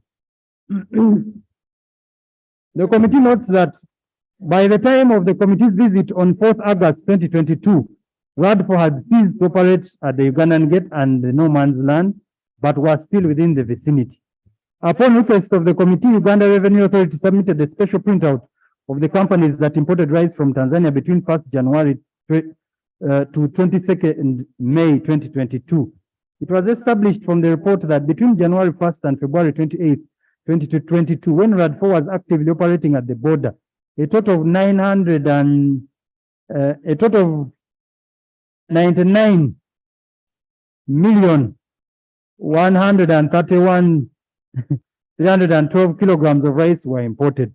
The committee observes the following: that between 1st January and 28th February, according to URA submissions, the 99,131 kilograms, equivalent to 99,131 metric tons, each paying 180,000, amounts to 17,843,160, as opposed to a figure submitted by RAD4's Secretary General of shillings 1.69 billion. This discrepancy, which amounts to about 16 billion, shows how RAD4 extorted very huge sums of money from rice importers and indirectly denied government huge sums of revenue. The committee observes that the money is paid, this is 180,000 per ton, were neither receipted nor banked, but rather fictitious documents were purported to be a clearance from the Apex board. What we mean is if you paid 2 million, they would just give you a small sheet written on cleared and signed. They will not indicate how much you have paid.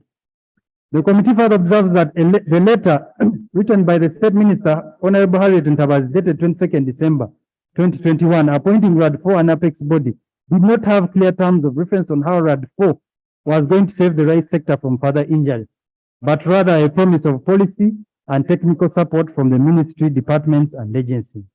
The committee observes that whereas the Cabinet Minister of Trade, Honorable Francis Mwerosa, justified the appointment of RAD4 as the Apex body on the basis that Rice Business Sector Association, RBSA, had served its term, it was established that RBSA was never appointed an Apex body in the past by the Ministry of Trade. The committee observes that whereas the Minister of Trade states that Rice Development Association opted out during the stakeholders meeting held on 14th and 22nd December 2021, RDA was never officially invited for both meetings.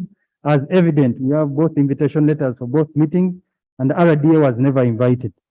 The committee further observes that although RAD4 received money on behalf of government, since they were exercising purported powers of the Ministry of Trade, they did not deposit the funds arising from the payment of 180,000 per ton onto the consolidated fund.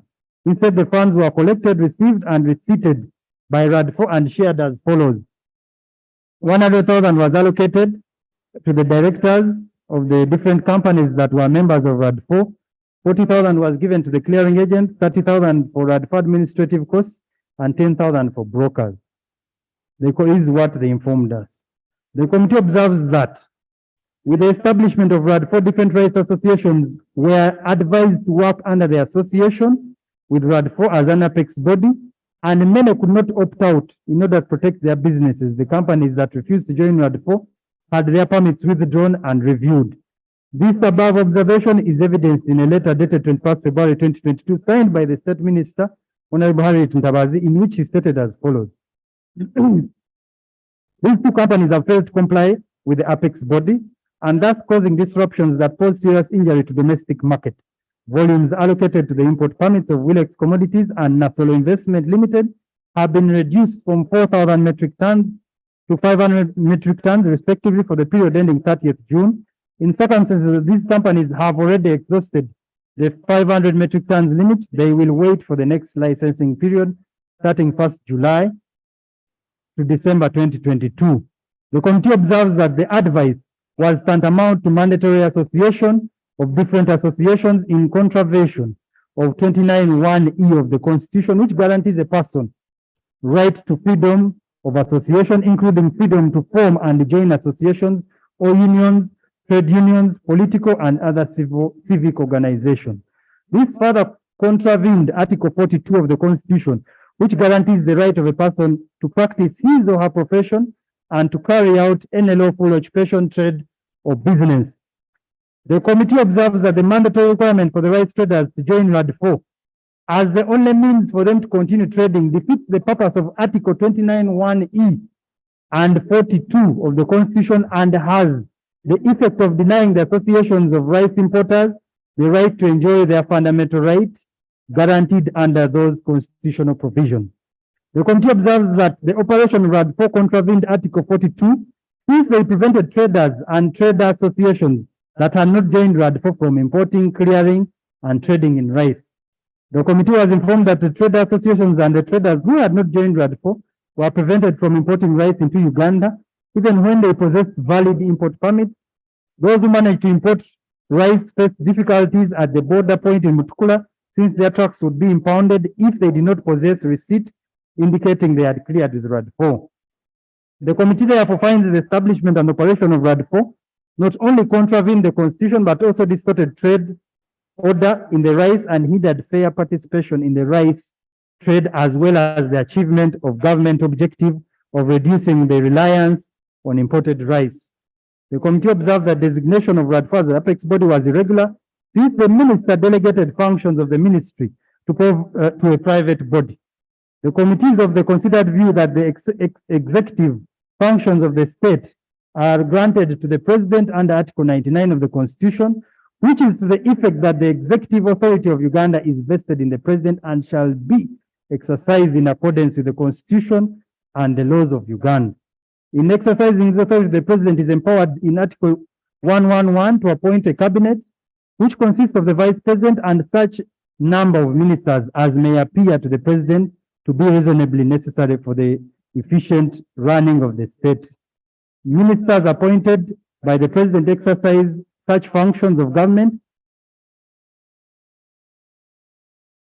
The committee notes that the mandate of the minister responsible for trade, industry, and comparatives is to formulate, review, and support policies, strategies, plans, and programs that promote and assure expansion and diversification of trade cooperatives, environmentally stable industrialization, appropriate technology development, and transfer to generate wealth for poverty eradication and benefit the country socially and economically. In performance of these functions, the ministry formulates and reviews where necessary appropriate policies. The committee notes that delegating the functions of the ministry to RAD4, the Minister of State, Honorable Harriet Ntabazi, acted irregularly and delegating those powers since the minister is also exercising delegated functions from the executive, which cannot be delegated. There was no evidence adduced before the committee that the minister possessed authorization from the cabinet or the president on whom the executive functions of government are bestowed to delegate the functions. It is a recognized principle of law that a person to whom a decision-making power has been delegated to from a high authority cannot in turn delegate them to another unless the original delegation explicitly authorizes it. In Uganda, there are a number of cases that have discussed the legality of the irregular delegation of delegated powers, and courts have found that in such a situation, the person who delegated the powers, who delegated those functions did so irregularly. Indeed, in the case of Uganda Law Society vs. Kampala City Council Authority, High Court Miscellaneous Cause 243 of 2017, court tells that a delegate must exercise its jurisdiction within the four corners of its delegation, and if he has acted beyond that, his or her actions cannot have legal sanction and is challengeable by way of judicial review. The committee therefore finds that delegation of the functions of the Minister of Trade to RAD4 was irregular since the minister was exercising delegated powers of the executive. The committee observed that once a trader had paid and received a permit and met their tax obligation, URA to URA, there are no longer any other charges that would be required of that trader for importing rice into Uganda. The imposition of a charge by RAD4 was therefore illegal since it was not imposed under the authority of any law. Indeed, Section 29(1) of the Public Finance Management Act 2015 gives direction on the collection and deposit of revenue, and it bars its collection, receipt, received by a vote, state enterprise or public corporation as authorized by an act of parliament. The committee therefore finds that RAD4, being a private company, could not collect or retain revenue without authorization. This charge imposed by RAD4 was therefore arbitrary, fraudulent, deceitful, criminal, illegal, unacceptable in a democratic society. The committee further observes that the mode of collecting and sharing the charges imposed by RAD4 was irregular, since it was imposed on the traders who are not members of RAD4. In addition, the charge was collected in a manner unknown under the law, since the funds were collected by persons who are not authorized under the law and deposited on personal accounts contrary to the specific provisions of the PFMA Act 2015. The committee notes that Section 31 of the PFMA Act requires that all revenues or other monies raised or received for the purpose of the government shall be paid into and shall form part of the consolidated fund.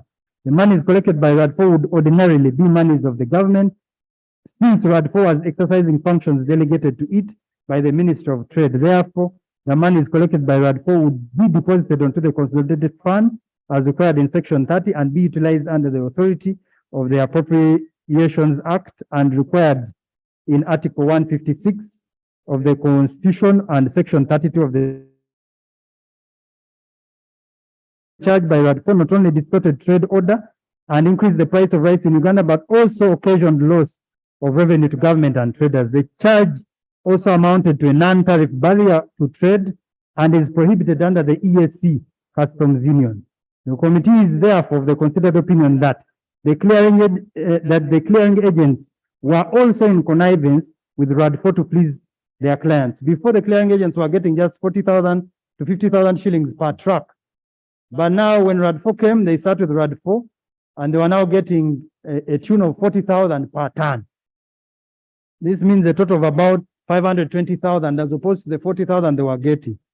So the committees of the considered opinion that the clearing agents were also working with the RAD4 to please clients, who are the traders.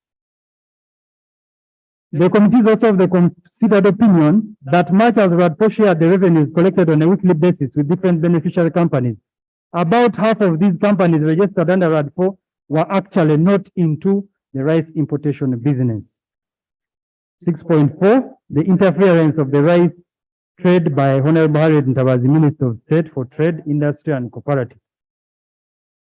During the committee's interaction with stakeholders during this investigation, the committee was informed that the Honorable Minister Harriet Ntabazi, Minister of State for Trade, Industry and Cooperatives, has on numerous occasions exceeded her powers and issued orders that have distorted the trade order in the rice trade. The committee was informed, and it has indeed made findings that Honorable Harriet Ntabazi has exceeded her authority in some of the matters involving the trade order in the rice subsector.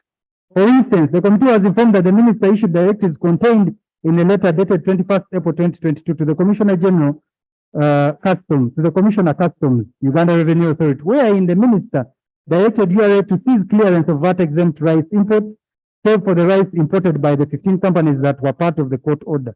The committee was also informed that the minister irregularly and without lawful authority instituted RAD4 as an apex body in the rice subsector without involving the rice traders and association.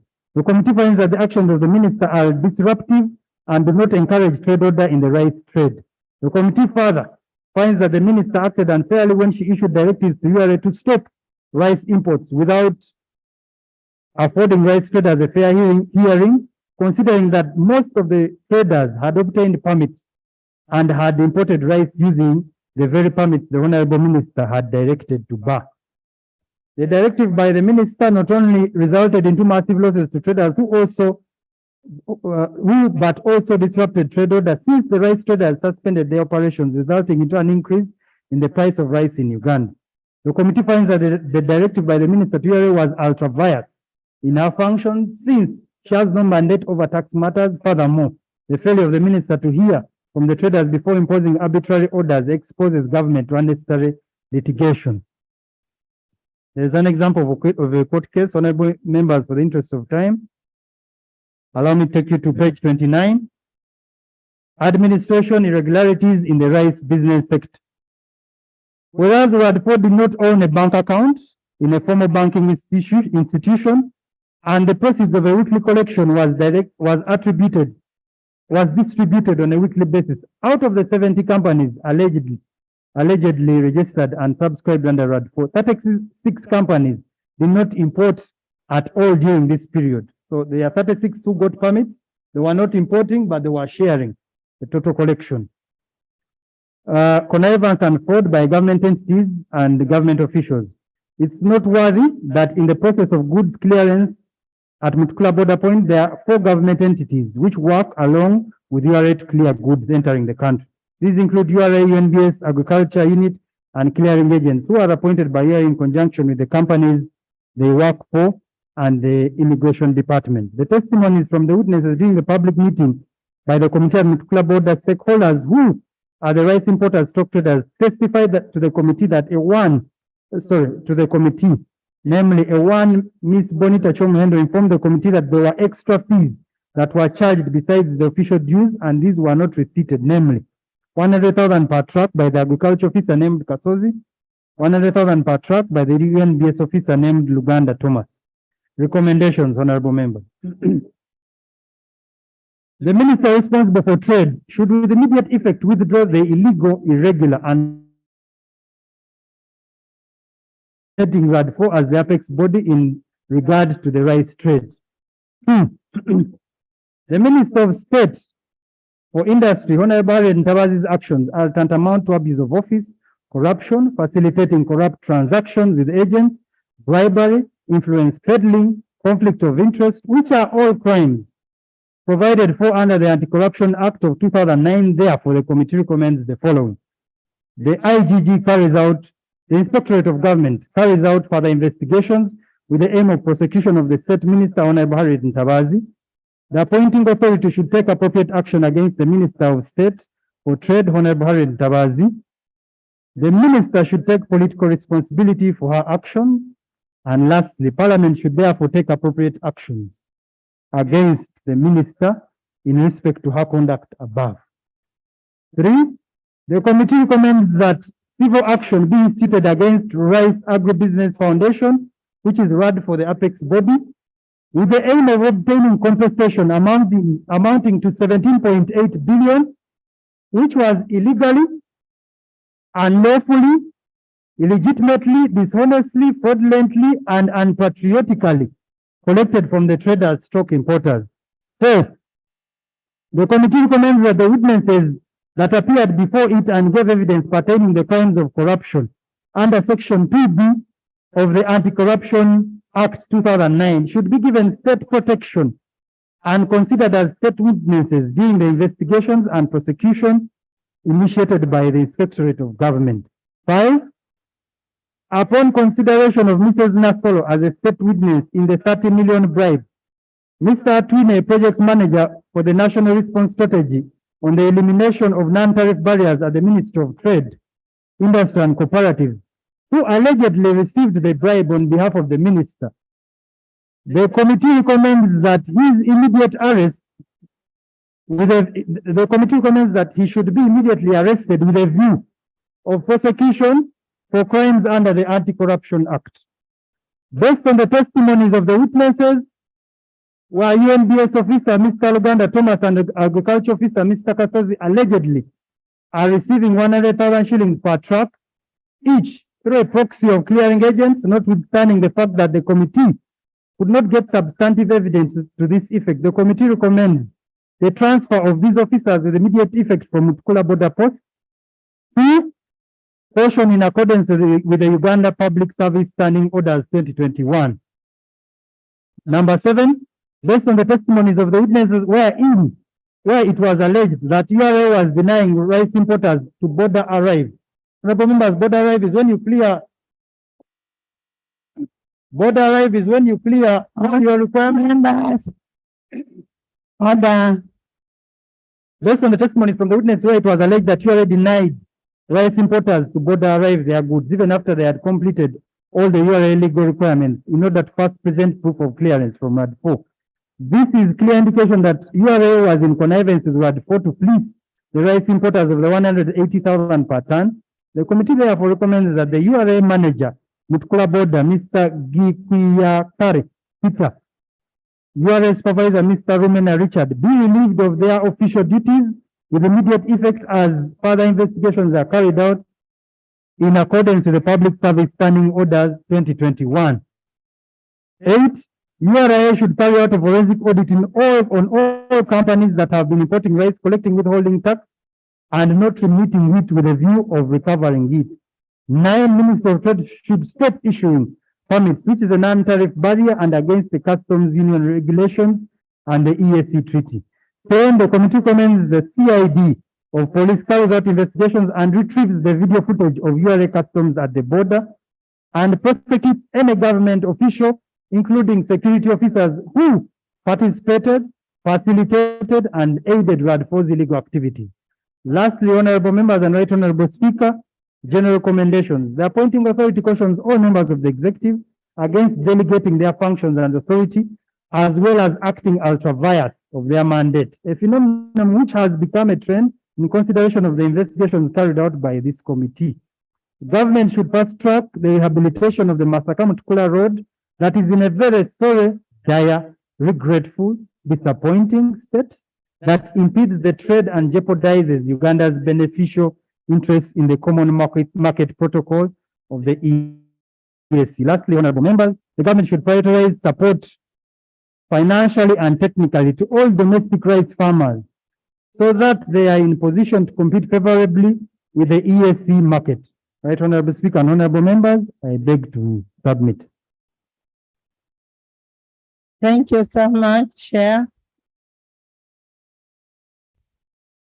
Thank you for the report. I just need a clarification on recommendations. One, the minister responsible for trade should, with immediate effect, withdraw the illegal, irregular, and lawful. You're saying the ministry. Can you be specific on who? Right, Honorable Speaker, we have the considered opinion that all the ministers will take collective responsibility and they are present. So we are. No, I want it included here, Minister Nicha, Minister Mpaka, Minister so and so. Are we amending? The Yes, Honorable Minister amending. of Trade, who wrote the letter, Honorable Harriet Ntabaz, should with immediate effect withdraw the illegal, irregular, unlawful, unprecedented, illicit letter designating RAD4 as the apex body in regard to the rice trade. Then you go to 2C. 2C, the ministers should take political and moral responsibility. Moral should be included there. Amen. To see, the minister should take political and moral responsibility for her actions. General recommendations.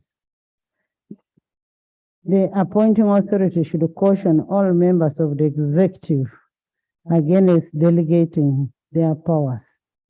Who are those ones who should be cautioned?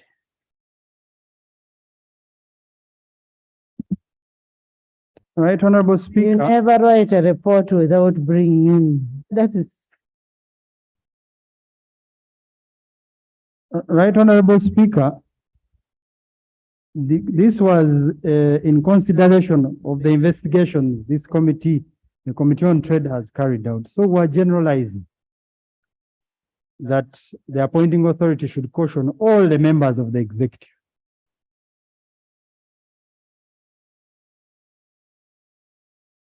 We want it specific to this report. Okay. Specific to this report.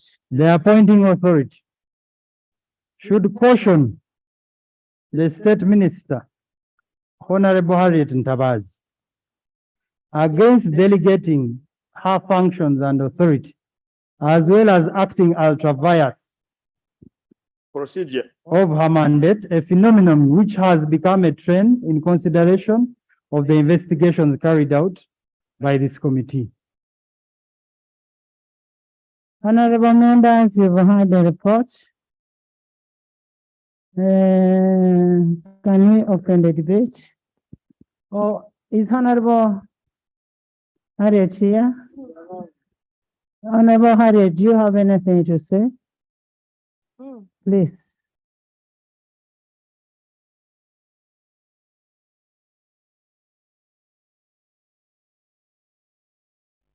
Thank you so much, Madam Speaker and the Honorable House. I want to thank you for this opportunity that I've always yearned for, to be listened to, which I wasn't accorded at the committee level. Madam Speaker. Is that true? Yes. Can I hear from the chair?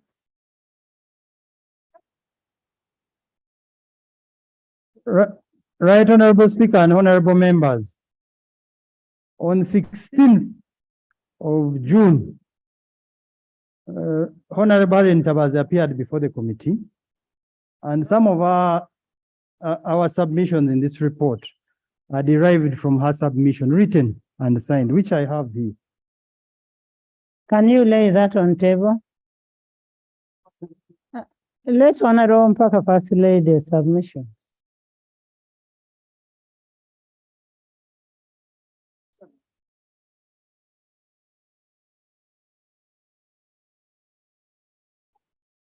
Honorable members, we are also going to get the cameras, the footages in that committee room.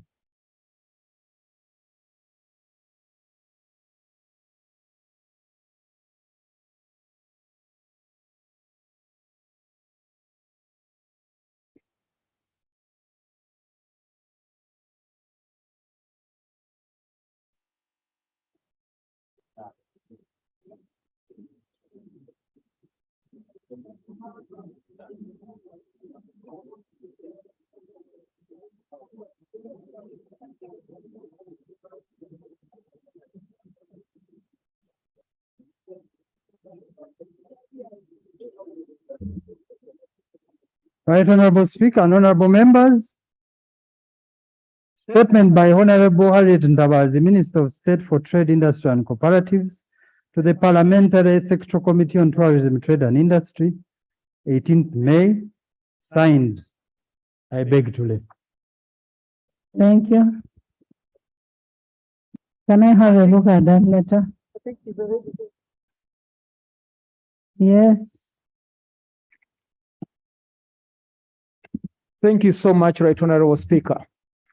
Right Honorable Speaker, in that regard, where the minister has categorically said that she was never given a chance to be listened to, and finding out that actually she even tended, no, is it not procedurally right?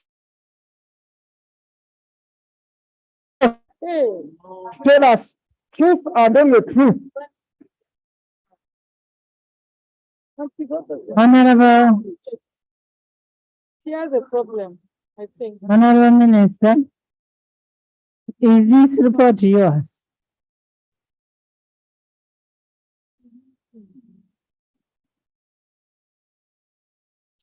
She's confused. No, she's not well.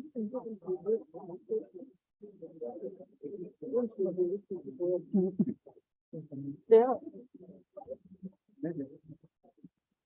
Right, Honorable Speaker, this report is on another matter different from what is on the table. The issues that were raised here did not surface in the letter that invited me to the committee. So when I appeared before the committee, I came with the issues that were raised at that time. But when the questions came, I stood to respond, and they told me to go back, that to make a comprehensive report that I would present to the committee, which chance has not been accorded, Madam Speaker. Did you have any other issue with the committee apart from that one? The issues that they raised in the deliberations and discussions by members were the ones that I was guided by the very chair who is reading here. But that I should at the beginning you said you are not called to the committee. The matters are quite different, Madam Speaker. What were the matters? Give me my document. The matters that are in the report are quite totally different from the ones that I was supposed to answer at that issue. Which committee now? So which committee did she stand before? On another matter. What committee was it? The members against the committee. Honorable Tabasi, you read what you have in regards to what you have raised.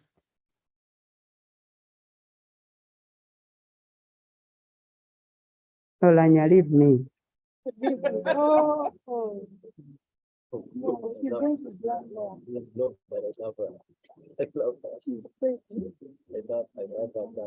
Right. I stand to respond to the allegations that I have raised against me in this August House.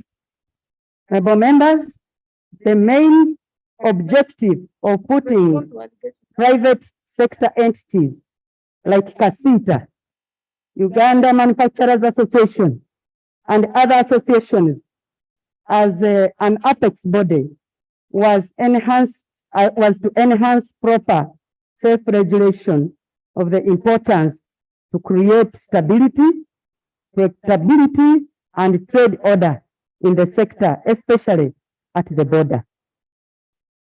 This was particularly more urgent for the January to June 2022 licensing period because the preceding licensing period of June to December 2021, which had a lot of irregularities and complaints and fights, direct fights at the border, and I, as the minister, had to intervene. During the preceding period, the apex body was the Rice Business Sector Limited, which is part of the petitioner right now, which caused a lot of fighting at the border, fighting for sectarian issues and all those. And I came on top of those issues to preside and bring sanity at the border.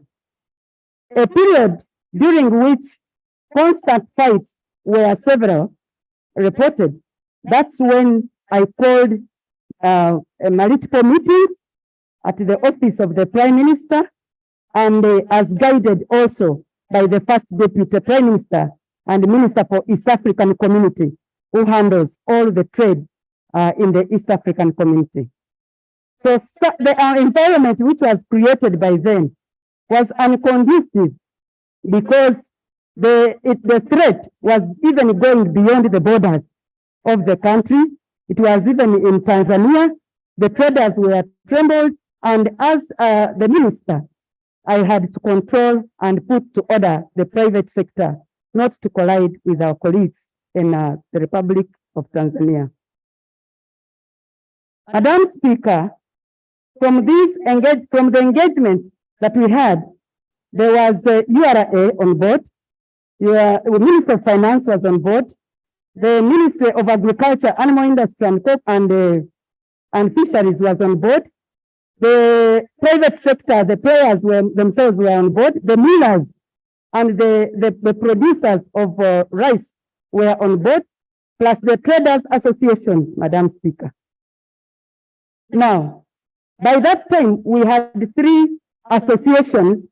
One, the rice business sector was in lead, but there was also the Rice Development Foundation, and there was the in place. The meetings directed these entities to agree among themselves who would take leadership for the January to June licensing period. But these organizations were also given 2 weeks after that meeting to agree, which they did not do, Madam Speaker. Instead, because of the fights that were on the border, we are now transferred to the headquarters, and my office was there to mediate and bring order in the business. Madam Speaker, these associations, like any other, because we don't have Uganda National Chambers of Commerce, which is very actively involving everybody in business, we are trying our level best to bring associations so that traders have sanity and traders have order in doing business, so that now we build a strong chambers of commerce, which is our dream. And I thought this committee would help me to come together, bring together traders, so that we form a strong chambers of commerce, which can negotiate with other countries. Wherever we go, we find chambers of commerce, but the committee has not helped. So, dear colleagues, the decision of government to assign Radical as the apex body wasn't a selective one person's decision. It was a collective decision by all the members, including even the association, to work.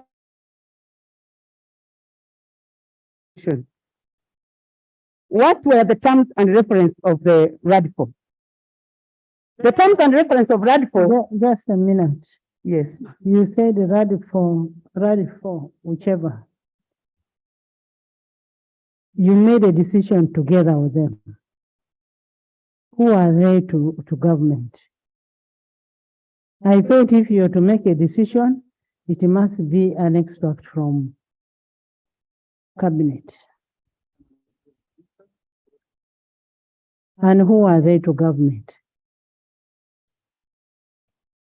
Madam, you mean the RADFO? Yes. No, these associations, like I read you the 3 associations that were at the border operating at Mutukula. There are 3 organizations that were at the border by that time, and there are still 3, by the way. Others are still forming, that one of which was in leadership by then, and had formed against the other one, which was torturing them and making their life difficult. And this one had 72 members out of the 75 companies. So only 2 companies belonged to the other company that was initial. Order, right, Honorable Speaker. Order.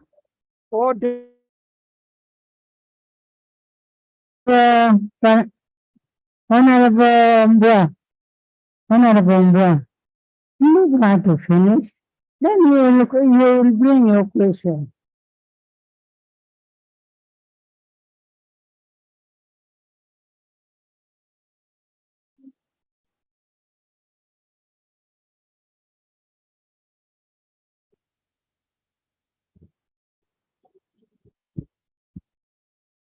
Can I proceed, Right Honorable?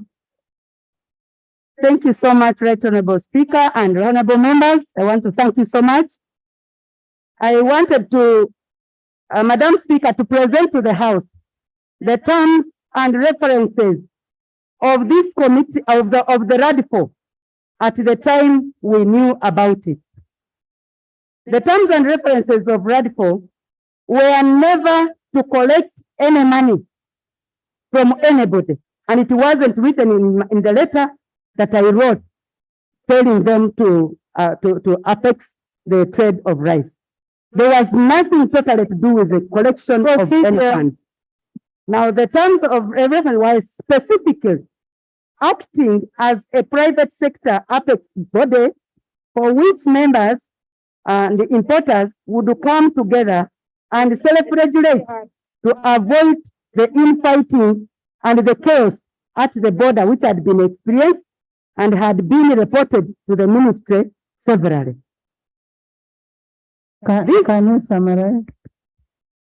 This assignment was in an interim one. It wasn't a concluded one. Even the letter is showing an interim one as we engage other stakeholders on board so that we come up with a concrete decision. Now, why is getting a permit? No. Honorable members, there is nowhere, this one I will still insist. There is nowhere in my communication, Madam Speaker, where I indicated that RADFO go and collect money and divide it like this and do ABCD. That's not me as the minister. It's not anywhere.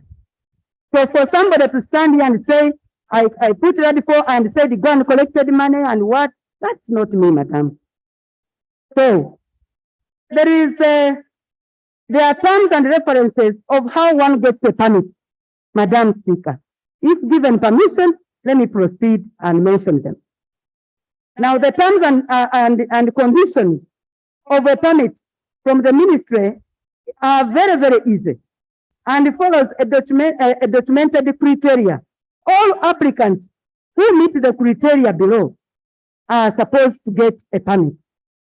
1, a certificate of registration from for their companies, a trading license for their companies, and updated returns from Uganda Registration Service Bureau, the tax clearance certificate from the Uganda Revenue Authority, and the tax registration certificate from Uganda Revenue authority. And I put in that permit terms and conditions for one to fulfill, so that you really add value to the production and the importation of rice sector in Uganda. For this permit is exclusively issued to the applicant and is not transferable, which some of the companies were doing.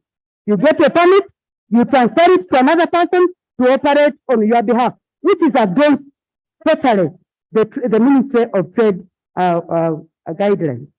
And then the permit is valid for only 6 months. The permit, the company must take steps to involve in domestic rice production and processing. I've been moving around and checking who was doing this, because now the sector cannot be, the rice sector cannot be left to only importers, feeding the production and the milling sector of this country. As the president directed, I had to make sure that I follow up to those people who are crying that the mills are redundant when the rice is not there. So we are trying to put to balance between the producers, the millers, and the traders. Then lastly, the non-compliance of the conditions would permit to withdrawing of these requirements. And by the way, the permit also was supposed to have a bi-monthly return. You are supposed to have a bi-monthly return to show that you are utilizing the permit. If you don't utilize the permit, inform the ministry that you are not utilizing the permit, maybe because the capital to use is not enough, or maybe I am still setting myself, or whatever.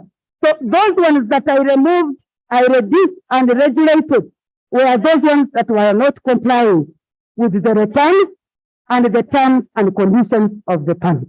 Thank you, Madam. Thank you so much, Honorable Harriet. There is just something I want to clear so that it gets out of the record. Do you still insist that you didn't appear in the committee?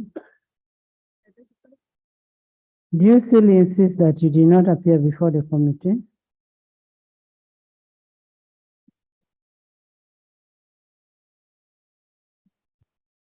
Madam Speaker and honorable members, colleagues, I indicated here that when I was invited, different issues were raised. But for these particular issues that have been put on me, I did not go back to give them a report because I was not invited.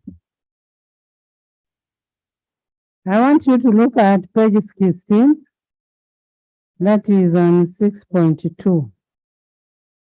Additionally, the State Minister of Trade, Honorable Mutabazi, informed the committee that the circumstance that led to the rise of issuance of permits arose from unfair application of the tax laws.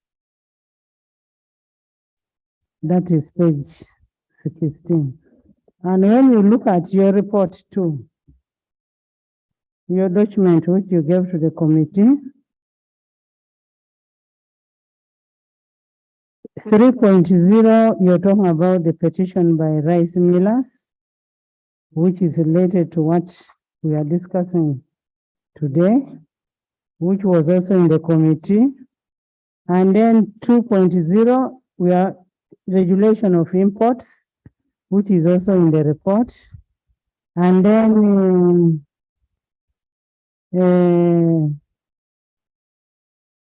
4.0, addressing the issues raised by the rice millers.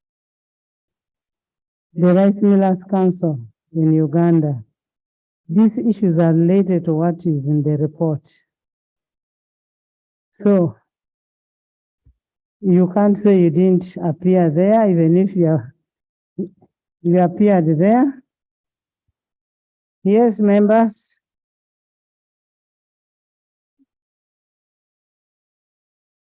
The debate is open. Madame? Speaker, Right, Honorable Speaker, I think from the submission of the minister, she didn't bring it out clearly where she derived the mandate from, because that was the first question you asked her. And then secondly, to my own observation, I think this matter is beyond the minister. I think whatever happened, especially with the loss of money, if you look at the issue of the 16 billion, because if you look at the company that was given that mandate, that is a RADFO, they only declared 1 billion out of the 17 billion, implying that the 16 billion, which was supposed to go to the government, the rest of the money went into someone's pocket. So I believe there are those behind that we need to dig deeply so that we find out, because this seems to be an organization that was only created to work for the interests of others. So, because if you look at the letter, it was instructions given by the minister, but she has totally failed to explain. So maybe we shall need more answers from her. Thank you. Akol.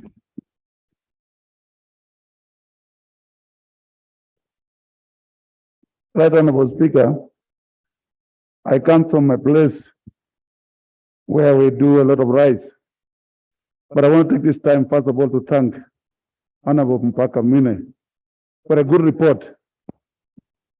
And Right Honorable Speaker, if we have chairperson like Mine Paka, we will do better in the country. He's doing good work. Right Honorable Speaker, this problem created at the border affected Ugandans.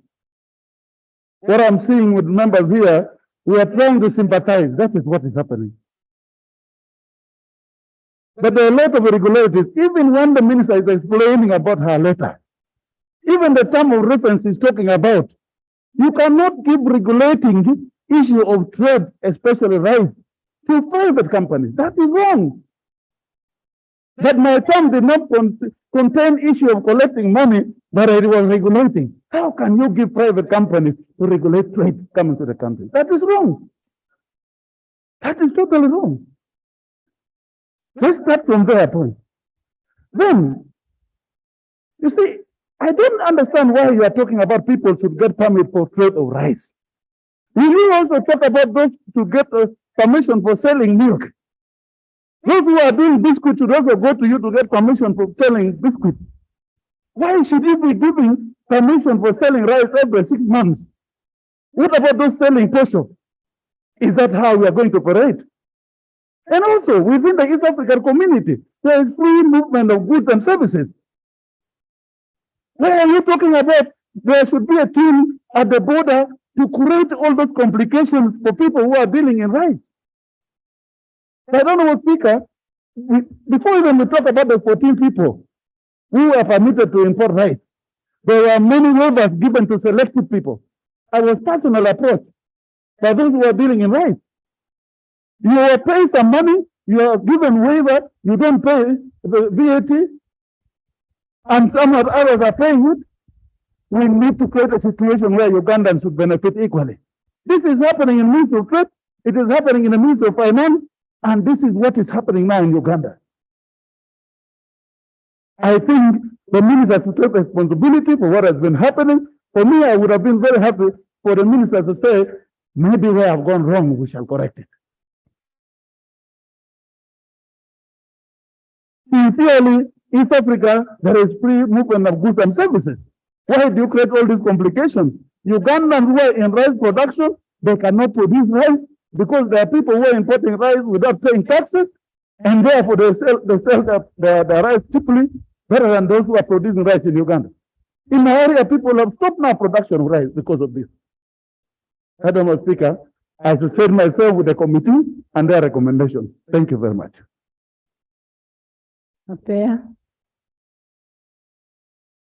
Thank you very much, Right Honorable Speaker. Then Dorcas. I would like to thank the committee for very good reports. And for some of my colleagues who may not know, I'm called Mama Rice. That's my nickname. And I chair the Rice Association of Uganda. And when I hear discussions around rice, I'm saddened because I've been there at the trenches with the farmers for the last 10 years. Madam Speaker, rice production in this country is 220 and is 450,000. So our deficit is just about 100,000 metric tons. But you realize in that report, permits were given to import 300,000 metric tons. And as a farmer, that is where the corruption is starting from. You don't know how much rice you need in the country because you want to collect money from people and from bribes, you then over-exaggerate. So for whoever was really concerned on that needs to take note that as farmers, we watch the second and imports in this country. The president, our NDP3 has come out very clearly about our efforts as a country for imports. But you see an honorable minister standing here really defending how much he has done to help the traders through private people to collect money. But the same minister, I don't know in their meeting whether she actually knows that in this country, very limited investment is put in the rice production. All the rice that we produce in this country is funded, is milled, and everything by the farmer and the private local investors. So I really implore the minister that instead of going to collect that money and making it eaten in billions, think about investing on the rice farmers. Right, Honorable Speaker, this clearly states the uncoordinated movement of our ministries, departments, and agencies. By the time you see a minister going to do a work that URA is supposed to do, then you know there is a problem. Everybody is crumbling where there is money. I think moving on from here, Right Honorable Speaker, and with the committee, if an amendment can be done, that ministries, agencies, and departments got to be coordinated and approach some of these issues in a coordinated manner. Otherwise, we look very shabby at the borders, because if you cross, that is not how businesses are done. Finally, Right Honorable Speaker, the issue of corruption in this country. Today, I think is a fifth or sixth ministers being implicated in very illegal, fictitious issues. We make recommendations here, and you see the manner in which they really look at these things is like it's really not serious. I would like to implore, therefore, the chairperson that how come that the local government, the smaller people down there, the moment they find a problem with you, you step aside. You are interdicted and you are not allowed to really engage government in any further business. How come that our recommendations usually leave it at par? I think it's a high time as Parliament, we need to stand and walk the talk and hold whoever is responsible, accountable. And in this case, I really implore that, as you have recommended, that there should be a specific intervention to improve rice production and productivity in this country, so that we can substitute all these imports that we are running for. I thank you very much. Thank you, Dorcas. Thank you, Right Honorable Speaker. And I want to thank Honorable Parker Mwine and the team, the committee, for the very elaborate report. I think it was a great job done. Right Honorable Speaker, looking at the recommendations that this of them, but I'd want to implore that when we listen to the minister, she was claiming that the committee did not give her a chance to provide a comprehensive report based on the other issues which the committee had raised. I beg to put forward, Right Honorable Speaker, and pray that this is a very sensitive matter. If it is possible, we would still need the comprehensive report. We don't know the details or the content of the report that she has put, which she is claiming that they are responding to other issues different And therefore, I want to agree with the recommendation that let this issue be investigated by the IGG, and we need it comprehensively done. And also, lastly, Right Honorable Speaker, I pray that we consider recommendation number 1 from the team, which is asking the appointing authority to caution all members of the executive. When we are hearing Honorable Prayer talking about 6 or 7 other ministers, this is not nice. It is not something we wish to have as top line issues for the country. And I would recommend and pray that we keep that the way the committee had put it, so that tomorrow or next week we are not waking up to similar issues from other ministries. I thank you.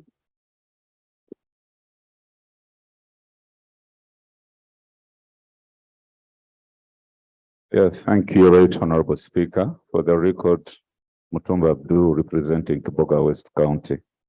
I want to thank the chairperson and the members of this committee for a good report that has been presented. Right Honorable Speaker, I heard the report very well, but I also heard the responses of the Honorable Minister. He did contend that she contributed to the formation of RADIFO as an apex association. But one thing that you'd get interested in too, the minister being a mother, when you give birth to a child and you don't follow up what goes around when you after giving birth to a child, I think it is very unfortunate. I would have expected the minister, after giving birth to a default as her child, she would go ahead to look after what that child really is doing around, because if these people are collecting money, 180,000 shillings on a ton of rice, that was very wrong. Then secondly, Right Honorable Speaker, I would wonder what happens in our ministries, because if we have technocrats that manage our ministries, why is it that every other time we get letters and instructions from ministers, don't we have policies that really technocrats are supposed to use in regulation of activities that go around? Right Honorable Speaker, His Excellency the President of Uganda has been heard on several occasions complaining about government officials that fail investment in this country. I think, and they do that through corruption. Much as we are, focusing our eyes on the minister alone, but we need to go an extra mile and also investigate what is happening in this ministry and as far as the technocrats are concerned. Thank you, Right Honorable Speaker.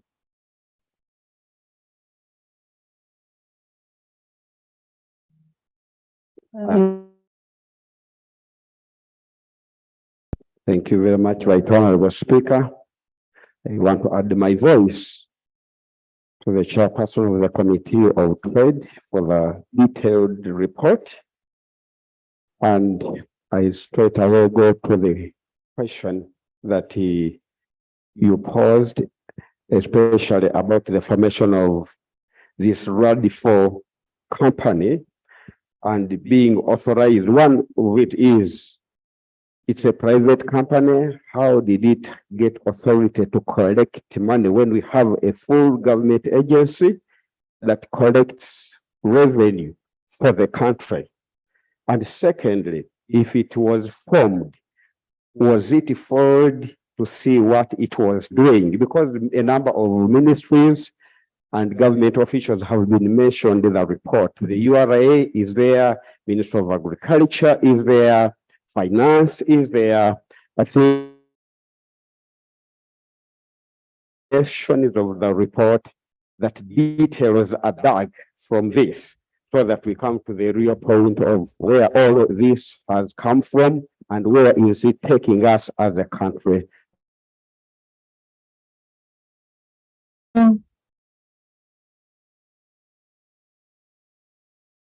Mental health. The great speaker. Madam Speaker, Honorable Minister Mutabazi, I want to thank you for your defense. But I want to thank very, very much Honorable Mpakamwine and his committee. Madam Speaker, this is the second time and the second report that Honorable Mpakamwine and his committee have become great men and women in this temple of legislation. Honorable Mpakamwine, if I had authority, you would sit where you have sat for all the 5 years.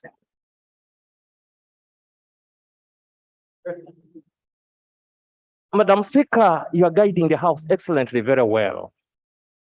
And your questions, they are on dot. And that pushes me to have a submission on this good, very good report. Being a member of Parliament from Busia municipality, where we get rice from Homo Bay and where we get rice coming from Shire to Uganda, and even some rice that comes via the south border of Kenya and Tanzania to Uganda. Madam Minister, I cited many recommendations from the committee. And first of all, before I go to the recommendations, Madam Minister, my good friend, I want you to own the report, because you have flattery not committed yourself on the report that was asked about you by the Right Honorable Speaker. Truly speaking, our people in the East African region have suffered a lot in the rice business. It is today that I'm discovering that a case, a civil suit number 880/2014, have stayed in court for all that long because it is an anthill of people eating the white ants. Madam Speaker, in the 10th Parliament, this issue came on floor of Parliament, whereby the business people of rice were complaining against few 14 companies.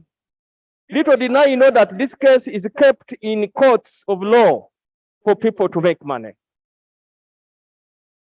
Minister Mutabazi, you must declare your interest about this company with the Radolf. Who are the directors? Are your grandchildren, sons, holders, or directors of this company? You have kept quiet about it. As a friend, I want you to be clean, because clean leaders make a clean country, and that's why we are called the Pearl of Africa. Madam Minister, at the same time, in the report of Honorable Mpakamwine, there was allegation that 20 billion was asked by you, and it was mentioned in the report. 20 million, yes, plus 10, and you were quoted by you, and you have silently, my sister, kept quiet about it, and moreover laughing at the Pearl of Africa. Honorable members, good enough, the Honorable Minister is one of my good friends. That's why I'm submitting this. Because when a friend is clean, you become happy. My friend, I want you to be clean. Clean yourself on the 20 million and the 10 million. Honorable Mpakamwine, he submitted, and his committee, that there is a lot of conflict of interest in awarding of permits of rice. Honorable Minister, Madam Speaker, I need protection to the Honorable Minister, because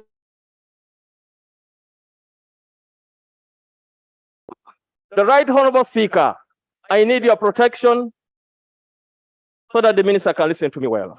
In the committee of Honorable Mpakamwine, the committee alleged and majority members signed that in the word of permits in your ministry,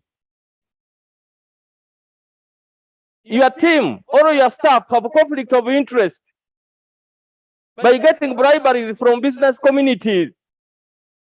Honorable Minister, you have kept quiet about that matter. Least but not last, Honorable Minister, the letter that you wrote concerning the VAT and made business to stand still in the East African region for 7 days If I was the appointing authority, I would have punished you. But since you are my friend, I do say and advise you just apologize. Because 7 days of rice not moving within the East African region, although you have said it was a collective responsibility, I'm happy the other ministers in the docket of trade are here. They should at the same time wash their names clean. Because if they are part of this, you have brought barriers and you are fighting the spirit of President Museveni of promoting free movement of goods and people within the region. Madam Minister, truly the fact of the matter, the recommendations that were given by the Committee of Trade, chaired by Honorable Mpakamwine, use this day today and use this platform in this temple of legislation to clean yourself. Because if a recommendation is given to push you to Anti-Corruption Act or court, it might amount to your people who rejected you the other time until you saw the eye of the president rejected you again. So you must wash yourself clean. Madam Speaker, I therefore submit and say, since the Honorable Minister is my very good friend, the committee recommended to send this matter to IGG. We better finish with this matter in our August House. Because this is the temple of legislation. Let the minister defend herself so that we see the party she's representing, which I belong to NRM, whether it is on steady progress or it is there to destroy the small business communities who are doing rice business in this country.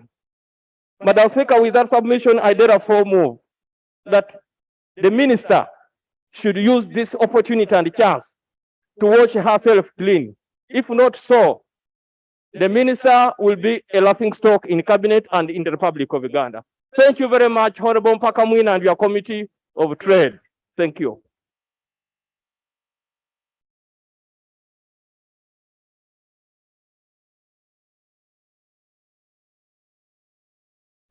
Honorable members,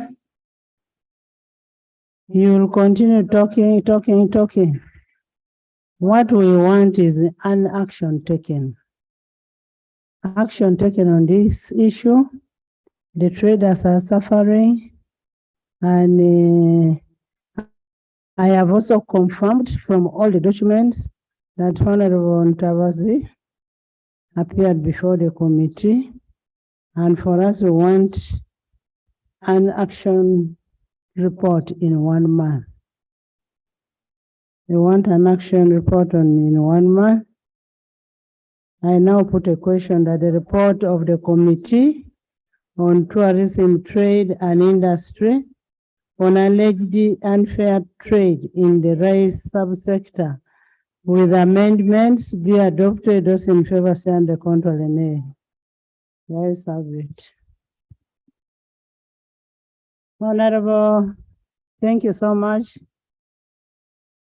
Thank you, Right Honorable Speaker. I wish to lay the report of the Committee on Trade concerning the alleged unfair trade practices. I wish to lay the minutes and supporting documents of the report.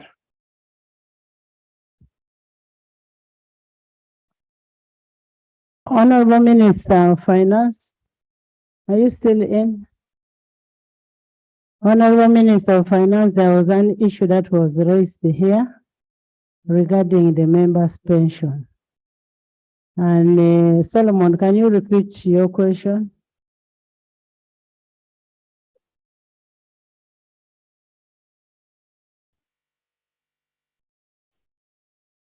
Thank you, Right Honorable Speaker.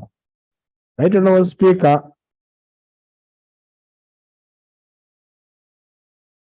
Right Honorable Speaker, is that I brought the attention of Parliament that the Ministry of Finance and the Attorney General intend to take over the bill that was being presented and that was brought to this Parliament by the Honorable Wakajara on the pension of members, the amendment of pension of members of Parliament.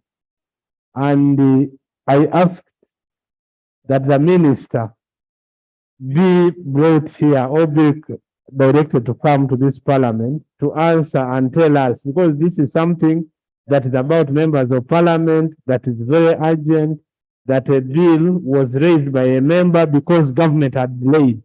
Because what brings the private members bill is because of the continuous delay by government to bring some of these bills. Because when you look at the Pensions Act, we are still using the old law before even parliament started. So that is the question that I raised, government to come and then tell us, is it true that you have interest in taking over the bill? And why is it that government is intending to frustrate the bill that is already in the Committee of Legal and Parliamentary Affairs Committee? And if you want to take over the bill, when you bring the bill back to the House?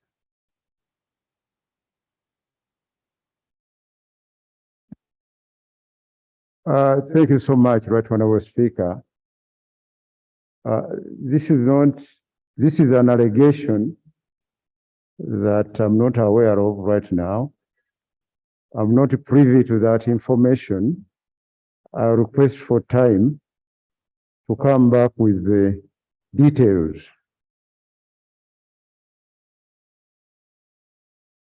As it is now. By the way, it is not an allegation.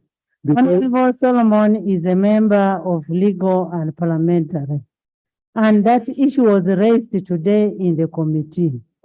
And Honorable Minister, that pension is for both you and me and all these members of parliament. So if we cannot protect what belongs to us, then what shall we protect?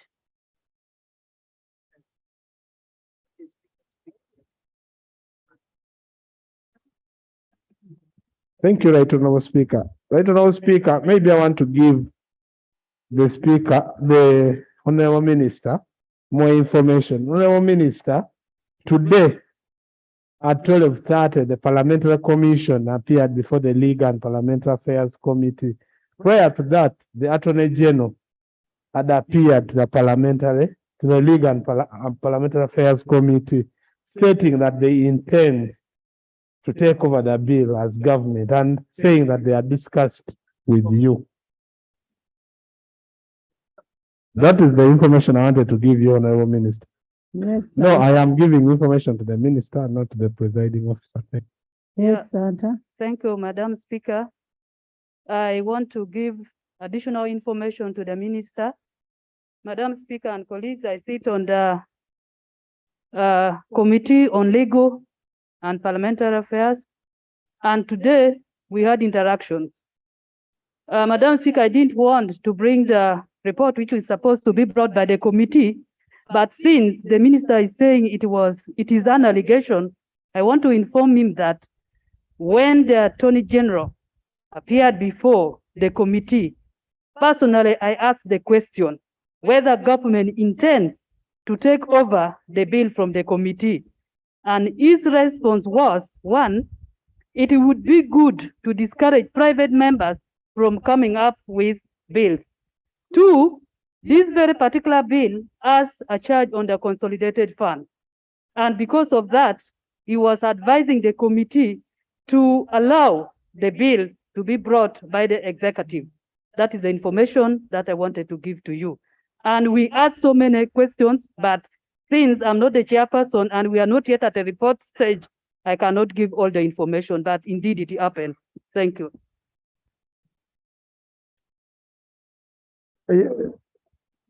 Right Honorable Speaker, may I request the House to allow me to consult the Attorney General over this matter and come back to the House with a clear response. When do you expect to come back? Tuesday? May I suggest Wednesday?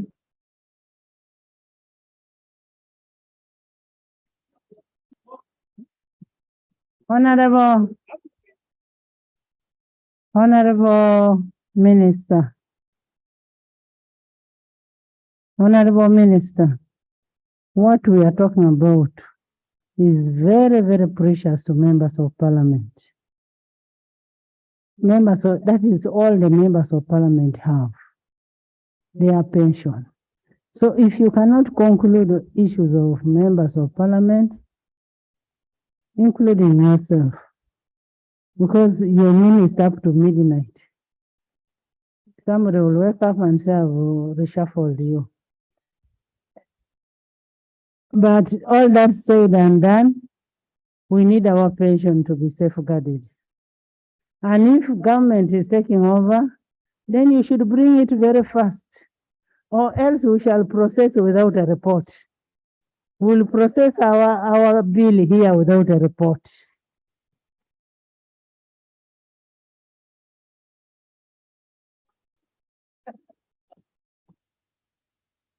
Right Honorable, let me take Tuesday as you had proposed. Thank you. The House adjourned to tomorrow too.